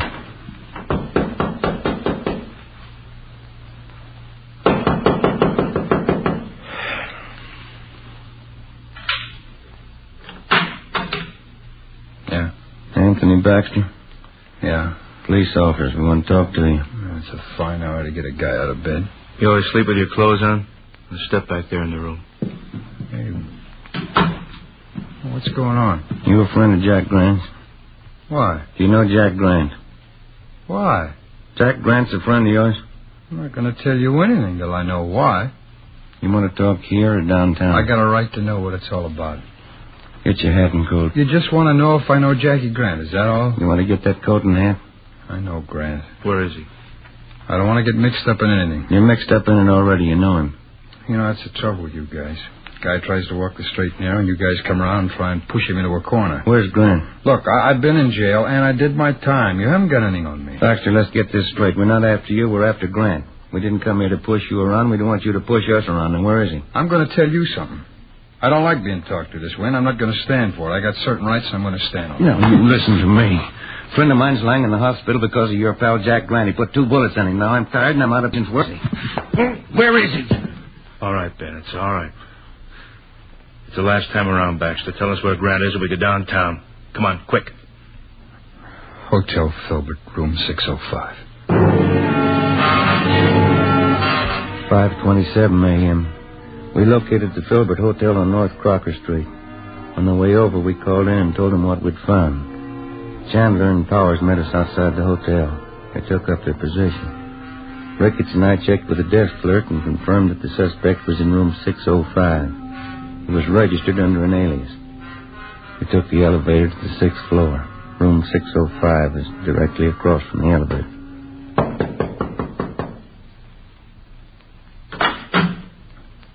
What is it? Police officer. Watch your pants. Now keep your hand out of that pocket, Grant. I wouldn't want to shoot you. 5:42 a.m. Ricketts and Chandler took the suspect into custody. It was 6:03 a.m. when I got to Georgia Street Receiving Hospital, P&F ward. Sergeant? How is he? You can go in. Don't stay too long. Thanks.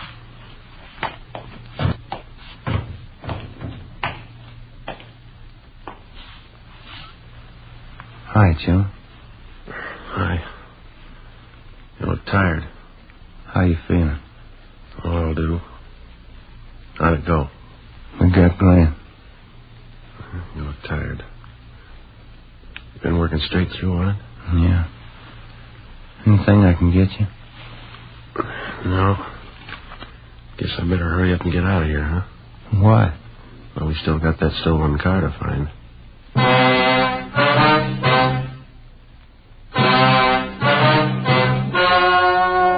Story you just heard was true. Only the names were changed to protect the innocent. On November 7th, trial was held in Superior Court, Department 89, City and County of Los Angeles, State of California. In a moment, the results of that trial.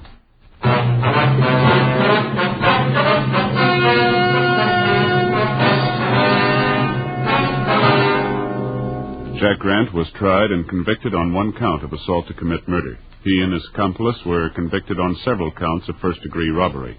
Assault to commit murder is punishable by imprisonment from 1 to 14 years. First-degree robbery by imprisonment from 5 years to life. The landlady, Ida Fisher, was placed on probation.